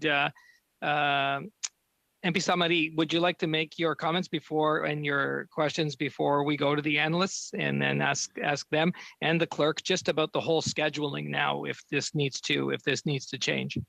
Oui, simplement pour dire que. Yes, just to say that I agree with what Mr. Albert just said. I think it's better to take a few more weeks to do things well, given that we haven't been able to get all of the scheduled spots. We would have liked to do all of the work, then to do what we want to do. So no problem at all for me to defer the adoption of the report so that we can produce a better report. Thank you. Merci, MP Samari. And now I will go to the clerk and analysts, and looking at the schedule. As I said, we had set up for the adopting the final report on the 24th, and then tabling on the 28th. But I'm looking to members. It looks like members are open to a rescheduling of that, and looking at some kind of a draft report coming from the analysts on. Let's see, that would be to look at after the three witnesses on the Thursday. So I'll go to the analysts now for thoughts. Sure. So a few points there. The initial deadline for the tabling of this report came from, I believe it was Mr. Poilievre's motion to undertake this study. So that was the initial starting point to work from. Nothing else other than that holds the committee to tabling on that date, so it's open to change. There is currently no report to consider on Thursday for this, as we have been working round the clock on preparing the pre-budget consultation report, as it is effectively the largest report this committee puts out. Yes, so we would certainly welcome tabling drafting instructions on Thursday to be able to put something together for you to consider at a later point. Just a question, Chair. If that's the case, that we can offer just some drafting instructions in camera on Thursday, then in that case, then we wouldn't need to have recommendations by Friday. I would assume it's either pick your poison, one or the other. So right now, what's on the table is that we would have the three witnesses, and then we would look at some drafting instructions for the second half of that meeting. And then we would have another meeting that we would have to schedule, and members are open to moving the adopting of the final report and the tabling of the report to a later date. Chair, again, sorry to interrupt. I would concur with that. I also think, though, that at some point you should talk to the other vice chairs to arrange a subcommittee, so just so we have an idea of scheduling moving forward. But you seem to have put it all together nicely. Okay, so we are set for Thursday, and I will reach out to the vice chairs and to our subcommittee to look at the rescheduling of those other meetings that will be necessary. All right, members, great session. Thank you very much. And yeah. Shall we adjourn? Good. Okay. Thank you.